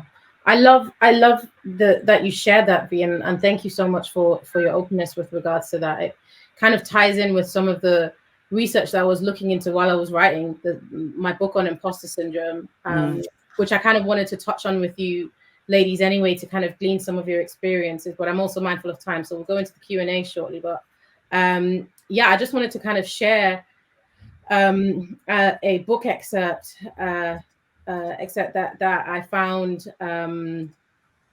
Let's get this properly. That reads that, before the pandemic, women were already 3 times more. We're already doing 3 times more unpaid care and domestic work than men. And this unpaid workload has just increased with school closures, self-isolation, requiring homeschooling and home care. And obviously, this was smack bang in the middle of the pandemic. But the negative economic impact the pandemic has actually had, particularly for us women, shows that although many women are flourishing in their careers, and I think all of us are showing that very much so, and I'm pretty sure that a lot of the women in the audience are showing the same, society generally still requires us to prioritize care duties in times of crisis. So in other words, as women, we might be able to have it all, but only if we can do it all and be it all as well. And obviously with that sort of pressure, it's not really a surprise that some of us might feel like imposters in either of the identities or many of the identities that we are covering. Because it feels like it's like constantly feeling inadequate. It's considered the fair price of admission by society for ambitious women. And that's why I think for me, I'm like, I completely get, we need to, play the game as we want it for us and make it work for us. But at the same time, there's also needs to be a part where we say, actually, no, you need to listen. You need to listen because this is not how it's going to work. As it did before is not how it can work in future. Absolutely. You can't get the best out of us in every area without giving us opportunity to rest, without giving us opportunity to multitask, without giving us the opportunity to enjoy our families as well as enjoying our careers. It's actually pretty like a bit of I don't even know if I'm using the right and correct context, but it's almost a bit gaslighty. Because it's society saying, right, the same value, like the same things that make the world go round, we want you to do, which is your nature, right? You're naturally able to do this thing. So that's kind of what most people do. Then there's been this shift, and it's like, okay, well, you're going to work now. So, in the 50s or whenever it was that women started working more conventionally, in these roles that maybe were similar to male roles. And then it's like, okay, but we want you to not only just have a job, we want you to be a high flyer, or women or decided, we want to be high flyers. And then you fast forward to today, where the cost of childcare is so extortionate that not only do you have to be a high flyer, you have to have a side hustle as well to probably, if you're going to have more than one child, to be able to, comfortably afford it, that's what you have to do. Or your other option is to space it out so much that you can afford to do it one at a time. And by spacing it out so much, you'll then, like Vanessa was talking about earlier, in this state of mind where you're like constantly in limbo, like until you finish being a parent of a young child, so then you can get back to your career. So then your career suffers and you're 40 plus, And, you know, there's young 20-year-olds fresh out of uni who know all of the latest technology. And it's like kind of a bit of a a gaslighty thing that society is allowing to happen, or where it, you know, on most women are on that trajectory. So I think where we have decided to get off and say, do you know what, I'm not doing this. Yeah. I'm just not doing this. I can decide to be everything that I want to be. Yeah. But it gets to a point where I'm going to choose what it is for myself. And I think you go through seasons, especially with entrepreneurship. Like for me, there was at the season at the start of when I just had Arrow, I was like, I'm willing to give up my earning income. I'm willing to have a less flashy life to be able to give in to her in the way that that I felt like she needed at the time, and the way that I wanted to. And I know for everybody that's different. You know, some people really enjoy keeping, you know, their career side afloat. But I think it's just deciding and having the freedom to decide how that looks. And sometimes entrepreneurship ends up being like a forced route, because your 9 to 5 A doesn't pay enough, or B requires too much. That's the thing, isn't it? It's either you've got to do everything and not be present for your kids to earn something that can give them the things that you want to give them, or you don't earn enough but you're there. So it's like just this constant juggling so many areas again, you know.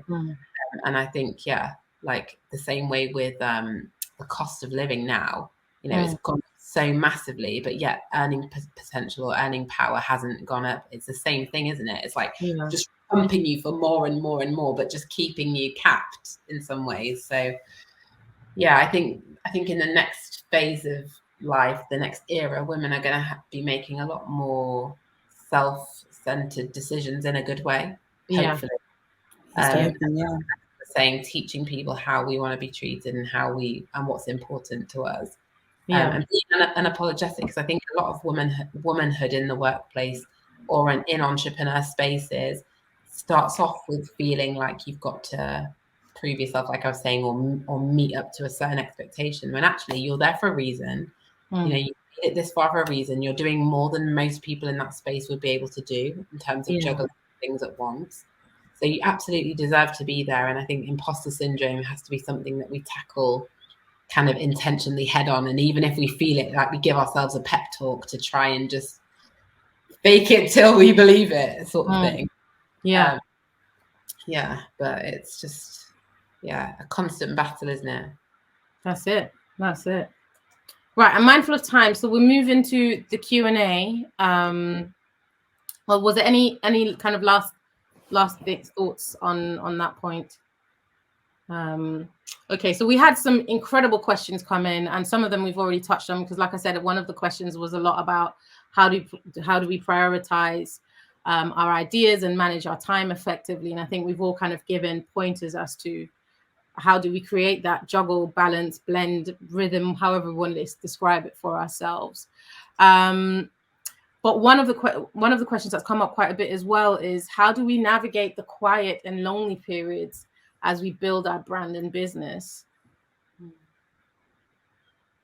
How do we navigate the quiet and lonely periods of entrepreneurship? Entrepreneurship, yeah. Well, did you have quiet and lonely periods, I guess is do you mean like personally, maybe? Yeah, personally. Or like quiet periods in the business? How personally, as you, so from my perspective, I'm happy to start. You know, becoming an entrepreneur is something that I never thought I was going to do, to be honest. I was raised to be an employee, an excellent one at that, but an employee. So in the beginning, I felt quite overwhelmed by the whole journey, by the whole jargon. It just felt like a new world completely. And it also felt a little bit lonely, but also that coincided with the fact that it was just as I'd moved to Germany. So obviously I'd lost a lot of my community that I was used to being around anyway, being in a different country. But for me, so the first thing that I did is try and find connections, try and find ways in which, or people with who I had similar experiences, connecting with them, building community with them. I happen to become part of a business coaching community as well, which really helped me because I am not from a business background at all. Like obviously psychology is my thing. And so everything related to that was just new to me. So it was really important for me to have a business coaching community where I could connect with others who were starting this entrepreneur journey. But yeah, I'm not sure if any of you have any other thoughts on that. The only thing that I wanted to say, I was just checking if I was muted or unmuted. Anyway, only thing that I wanted to say regarding quiet and lonely periods is I feel like I don't know if I notice when they're quiet or lonely periods, but what I will say is depending on the type of business or the type of entrepreneurship you operate in, I think it's necessary. So I can only speak to my area, which is mainly writing. I do a bit of consulting on the side, but I'd say my more consistent income has come from writing. And that in itself is it's creative work, and that type of creative work requires quiet time. Like I think Natalie made reference to it. Yes, she did. About I can see how as a friend, I can see how based on how Natalie operates, what she'd be thinking and what she'd be feeling. But I also get periods where I feel very overstimulated through my children. And so Drew, my husband, will come downstairs. We've put the kids to bed and the iPad is right next to me. The TV is on and both of them are on loud. And he's like, why are you sitting down still with the iPads on? And I've literally zoned out because I'm overstimulated. And so for me, when Natalie was talking about when she's like, it's 7:30, go, what are you doing? Put the washing away, let's go. All I can think of that's going through her mind is, this is my quiet time. I need everything to shut up. And I need to concentrate. Am I right in saying that, Natalie? 100%. So for me, when there's quiet times, that allows me to plan. Ami spoke about planning a lot. That allows me to plan. That allows me to think creatively. In fact, my quiet times, as hard as it is, at 3 o'clock in the morning, that's my best time. Mornings work for me. That's when I'm that's when I operate best in my creativity. So I think the world will tell you, and I think this kind of goes back to Michaela's quote when she accepted the Emmy Awards, and where she said sometimes we just have to disappear. The world will tell you that you always have to be visible. Like everything's so optics. Create. Where's that reel? Do this, do that. Put this thing up. People have schedules, and by the way, I'm not, for anybody that's watching, even yourselves, I'm not kind of judging anybody who has schedules or all that kind of stuff. If I'm being honest with you, they don't work for me because I find schedules overwhelming. It just reminds me of how much I need to do. That's why I find it overwhelming, and that's just how I operate. But yeah, the world will tell you that you have to always be present, be visible. The language is very about be visible, be this, be present. And actually, what happens to be quiet? Like revel in the solitude. Like literally, like even we haven't touched on this, but I know, so I can say this for all of us, we're all believers because we're friends, so I know this. Unless I mean, have you backslid? You better mute that, girl. I went to church like 2 weeks ago, maybe 3 weeks ago. Going to church that make you so much as being in the car doesn't make you a mechanic. But anyway, girl. But all jokes aside, I know me and my friends here are all believers, and even biblically, the scripture refers to times that Jesus was quiet, and that's when he was. I think people do not underestimate again the value of disappearing, like Michaela Coel said, disappearing and just not being present, actually. Because it just fosters a fresh wave of creativity. And so for me, if I'm not getting the bylines, if I'm not getting the commissions, I'm back down. In fact, there's a big projects that I'm working on, and I've found that it's been nice to have bylines and articles coming through. I write 2 times 700 word articles a week. outside of my full-time job, and it's come naturally to me. But I'm realizing through having that work, that project is now on the back burner. So the point I'm saying this to say, value quiet times, because you've got to get back to base. Haven't you noticed when people, like, you know how people say, oh, like Beyonce wasn't built in a day, you know, the spin-off of Rome wasn't built in a day. Have you noticed she'll make her money and then for like a year she's quiet? She's plotting, she's creating. I don't buy into her, because this could very much contradict me saying I'm a believer. I don't I'm not about that life when it comes to Beyonce. But one thing that I will say is people can all say I respect her craft. Like she will go be quiet and then she'll come back. And in the same way, what I'm saying is solitude, quiet times, that's the time for you to plot, plan, and be creative and bask in it and come back stronger. Yeah. Thank you. Thanks for sharing. Okay, Ami, I've got a question for you. There was a question that came from the audience curious about how you managed to manage your finances as a new mom. Good one. Hey.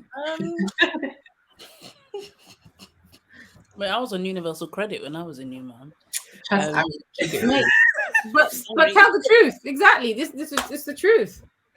There was actually a lot of shame around that. I'd never been on benefits ever before.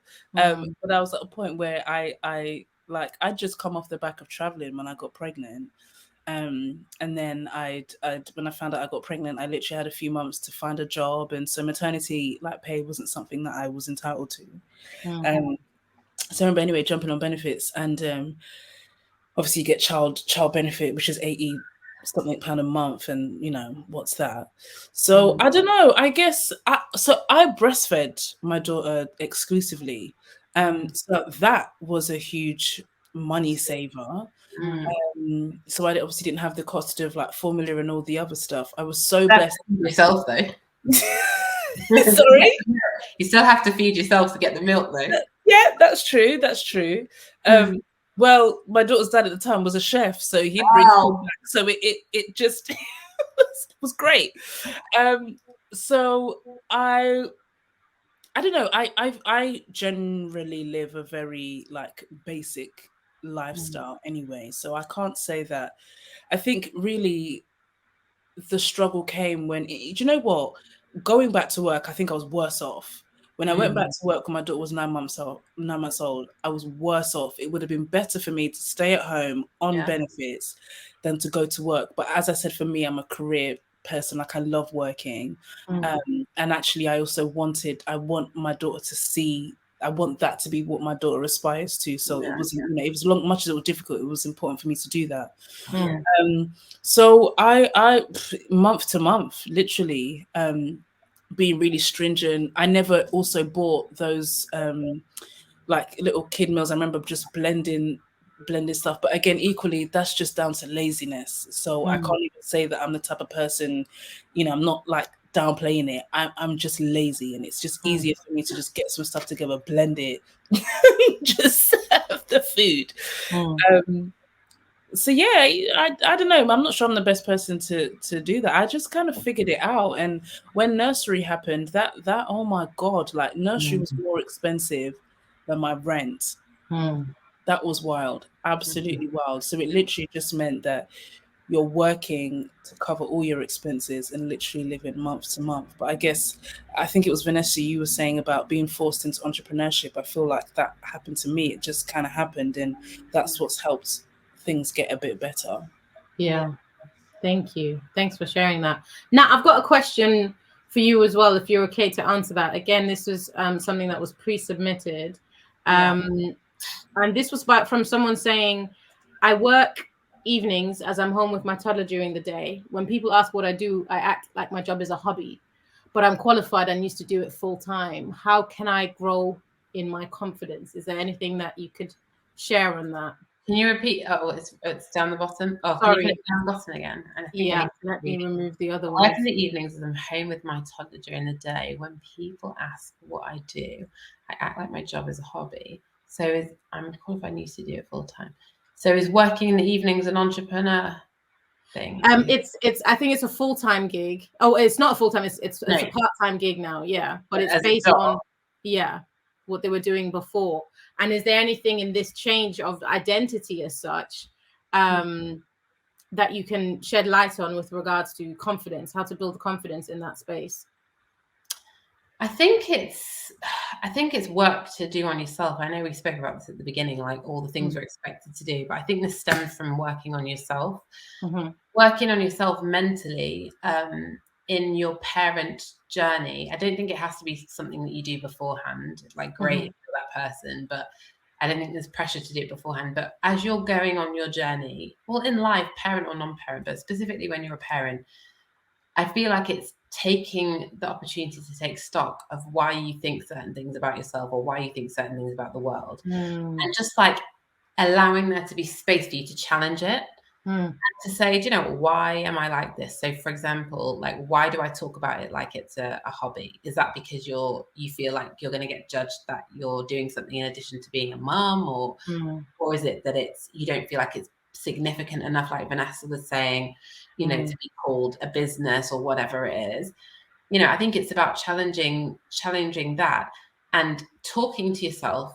You know, I say it in the mirror, but for me, it's in my head. Like, I just look at myself in my head and I'm like, right, we need to get past this because this is an unnecessary barrier and nobody cares.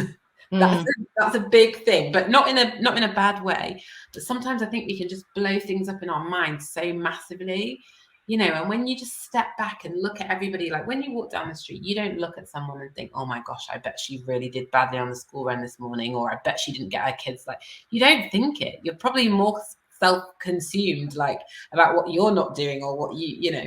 So I think often it's just a case of taking a minute to just think about why we are doing certain things. Is it helpful? Like, what's the outcome going to be? Are you going to be better for thinking that or worse for thinking that? And then off the basis of that, deciding how you want to enter that space and trying to fake it until you make it. Like, if you're wanting to come across confident, then do what it takes for you to feel as confident as you can. It might be your appearance. It might be talking to yourself about having like rehearsing a sentence to say that space, you know. For example, like when people say, what do? You've got an answer. Like, I do XYZ, like plan it beforehand. It might sound silly, but you know, instead of saying I'm just a da da da, you say I do this, and you say it confidently. Do you get what I mean? Or you spin the question back to them, or whatever it needs to be to help you feel like more in control until it becomes natural, I'd say. But yeah, not to diminish anything, because like the world keeps spinning because women have children. The world keeps spinning because women contribute significantly to the economy. I think just quickly to touch on, like, for me, obviously having 3 children in a 4-year span, I've had very for me uncomfortable conversations with my employers, you know, when I was taking maternity leave, because I have a job also. And it got to a point where I really felt some shame around, you know, having to have that conversation. And by the 3rd time, I was like, you know, it wasn't a surprise. I was actively making the decisions to a degree. So it's like, I just need to own it. I need to own it. And also, I think to myself, in 10 years' time, 20 years' time, or when I'm on my deathbed, am I going to look back and be like, that conversation was so valuable? Like, no. Who are these people? So, you know, unless they're your close friends or like, who are these people? Can you think back to 10 years ago when you were late for your work meeting or whatever, and something that you super stressed about, you look back and you think, actually, I don't even remember it now. I don't even remember the name of the person. So it's like we rob ourselves of daily joy through trying to just like fight these things. So I think it's all about, for me, just like, let's get on with it. Like, what do we need to do to get over this thing? And for me, the tips would be, you know, pre-plan what you're going to say, rehearse it, decide to speak in a way that's confident in your mind, and then just fake it until it becomes natural. Thank you for sharing that. I love the point that you made about actually owning your story, because when I was thinking about the question, I was thinking, your story has changed. You now need to learn the script of the new story that you want to tell, and until the point that you, as you said, you speak it confidently. Okay, final question to you, Vanessa, from the lovely Tracy, and that is, what type of skills or character traits have you developed through motherhood? Oh, you're muted. Would have thought that after 3 years I would have mastered this by now. Impatience. Joking. Not impatience. Patience. I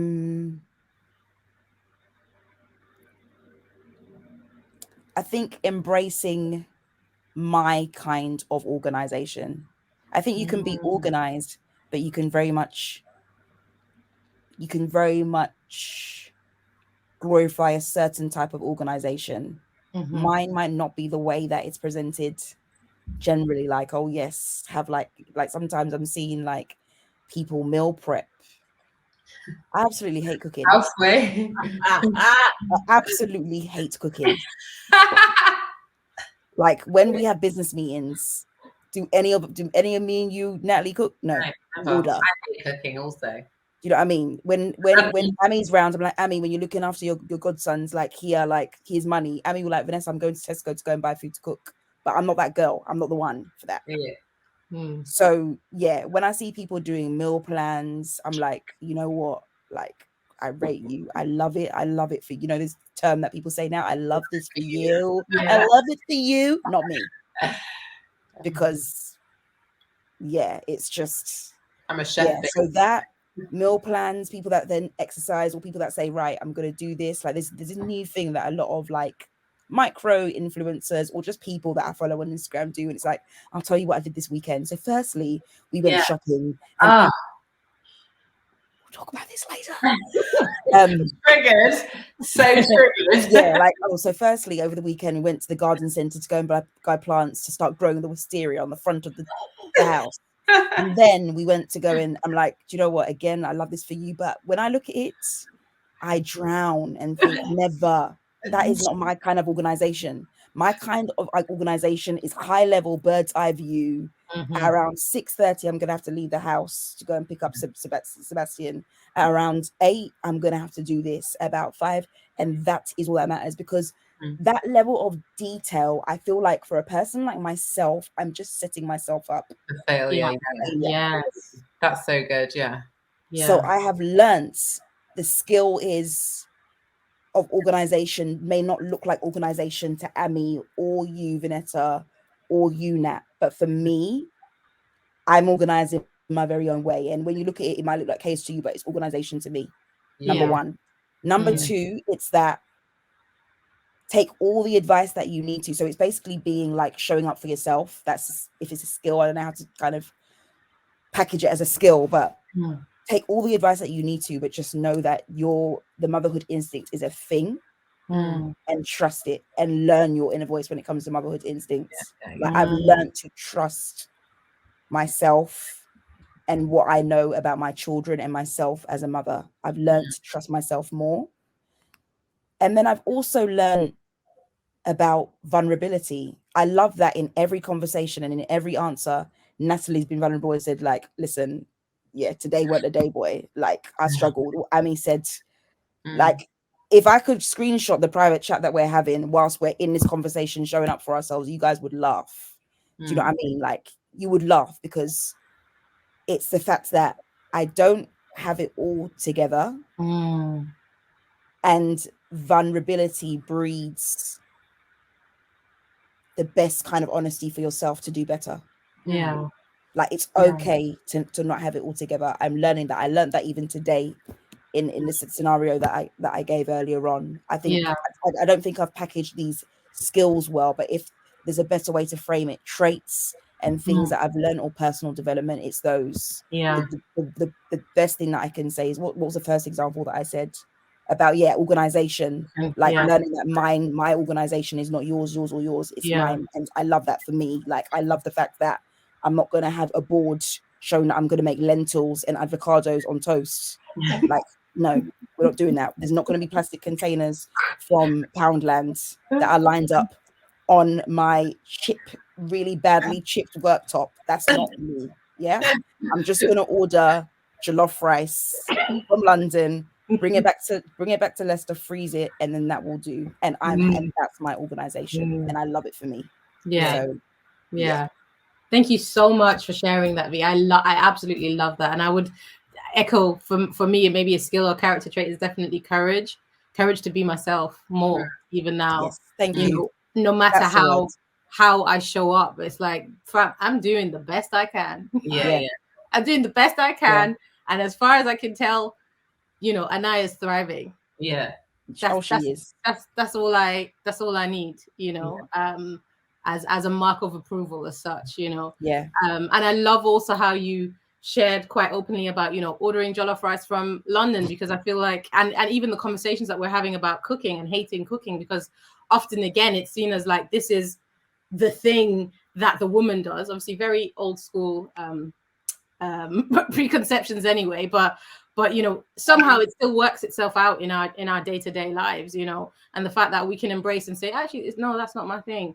As you all know, I am not the main cook in our household either, but in terms of that topic of asking for help, I've had to have conversations with people where I'm like, yeah, I get a cleaner every 2 weeks because yeah. I can't deal otherwise. Private chat. Yeah. I can't deal otherwise. At that point, something's got to give. Exactly. And it's not going to be my mind. No, exactly. Yep. And I think a lot of us can just drive ourselves crazy, or we're on a trajectory to doing that. And I'm like, for who? For who? For who? Exactly. What is at stake? Exactly. Going back to what is at stake. And I was just going to say, I do appreciate that the privilege in the comment of, I get a cleaner every 2 weeks. But I think for me, the same way Nat has said, you know what, for me to feel like a person, what I need to do is carve out that time for my nails. Yeah. For me personally, what I need to do to feel like a person is see my kitchen clean and not have slaved over it. Can I just slightly challenge that though? Can I not Vanessa playing devil's advocate at the last minute of the chat? Can I just slightly challenge that? Yeah. I don't feel like, in some ways, I appreciate that you're being mindful, but I don't feel like you need to caveat on the, what's the word that you used? The privilege. Because let's be honest, back in the days when wages were low, women still had cleaners. Yeah. I think it's just the way we've changed the modern day woman. That we've been made to feel like we have to clean. Actually, when was cleaning ever a privilege? In fact, it's a skill of delegation. Yeah. Because actually, you can write my remembering to clean my skirting boards. Who is remembering to clean their skirting boards every week? Right. I'm getting very passionate about this now. Like no, it's not a privilege. It's smart. It's smart because, like Natalie said, like you can't come and kill yourself. Like something has got to give. Something has got to give, and those small wins, or even so, just to flip it on the other side, small wins or small things that you do to make your life easier, I'd consider that a small thing. And yes, thank God for finances and being able to afford it. But actually, there's another woman or male that is in that job that is feeding their family and doing it so well for another family. And that's that. It's not even anything like a luxury. When did cleaning your house become a luxury? No, like I would very much sacrifice maybe my eyelashes and give that to a cleaner to do it, because I'm not on top of it right now. I'll tell you that's true. I appreciate that reframe. Thank you. Just to add, I think there's a lot to be said about making sure that you're okay. I think people say it, don't they? Yeah. Or do they? I think a lot of conversation around motherhood is about the children. And I think indirectly, the children will wholeheartedly have a better experience if you're okay. Yes. You know, I'll put out the disclaimer that obviously, assuming that you're working from a point of wanting to give your children the best, being exhausted, drained, shell of yourself, you're just not, you can't pour out from what you don't have. So I think not that you're ever going to have a full cup, but it's about redefining what is going to make you full and trying your best to find your way to those places so that you can give the best for your children. Because like if you follow society, you come and kill yourself. So can't be doing that, can we, girls? Nope, not doing that. Ami, final self-care thoughts. You know, we've had the jollof rice, we've had the nails, we've had the cleaner. What's your self-care? I guess my self-care is just knowing that your life matters as an individual. Yeah. Like for me, in recent, maybe even just a recent year, I've just accepted the fact or acknowledged the fact that I am a person and I'm not just a mother. Like I am me. And so therefore, like my life matters, my enjoyment matters, my career matters.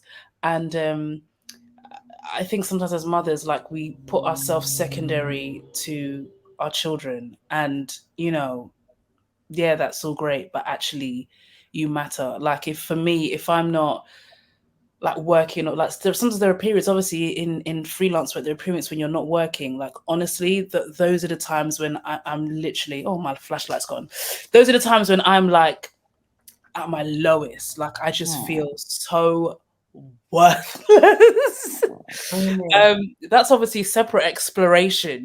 Why is my identity so tied to what I do? Yeah, but I don't know. That's just how I function. Maybe because I grew up watching my mum work, but I'm privileged in the fact that I do what I love. So I guess I guess what I'm just trying to say is that you have to see yourself that you matter, and whatever you matters looks like that. Listen, like I'm all here for enjoyment. Like I am prioritizing a Friday night out and a Saturday night out because that matters to me. So I can function and be a parent for the rest of the week. Yeah. It's true. It's like whatever you need to, as long as it's healthy for you, go for it. Absolutely. Yeah. But you're muted. Am I still muted? No. Okay, that was weird. No, I was saying thank you so much for sharing that. This is it. It's about what makes us human. That's what keeps us human at the end of the day, and recognizing that as we are raising, as again going full circle on what we said at the beginning, as our privilege as parents is to raise adults, really, fully functioning adults. It's also part of that raising is teaching them about what does self-care look like. And what does championing, ourselves and meeting our needs look like as well. But ladies, thank you so much for this incredible conversation tonight. Really, really appreciated it. Thank you so much for your time. I'm also mindful of the fact that we're kind of a bit over. And thank you to all our attendees that have come in and have been listening in and giving their feedback, cheering us on. Loving the conversation, asking fantastic questions. So yeah, feel free to stay in touch. Stay in touch with Vanessa through Instagram, Vanessa Haye, Twitter, it's Vanessa Haye, web, vanessahaye.com. Stay in touch with Natalie, IG, natalie.harmonian, or at Big Whyte House for her home rentals. And website is thevelvetnotes.com or thediamondconcierge.co, which I just love the name of that. And stay in touch with Aminata under at Aminata Online or at Aminata Creative. The website is aminatakamara.co.uk or email her on aminatakamara.creative@gmail.com. And also feel free to stay in touch with myself, Vanetta Morrison, on the blueprintway.com. And yeah, have a look at the resources that we have. But yeah, thank you so much for being here, ladies. Truly appreciated your time and just your insight. I feel like this conversation could have gone on for 4 hours and we wouldn't have run out of things to talk about. So it's just been such an honor to hear this and really, really appreciate it. Any final last words from you? Thank you so much for having us.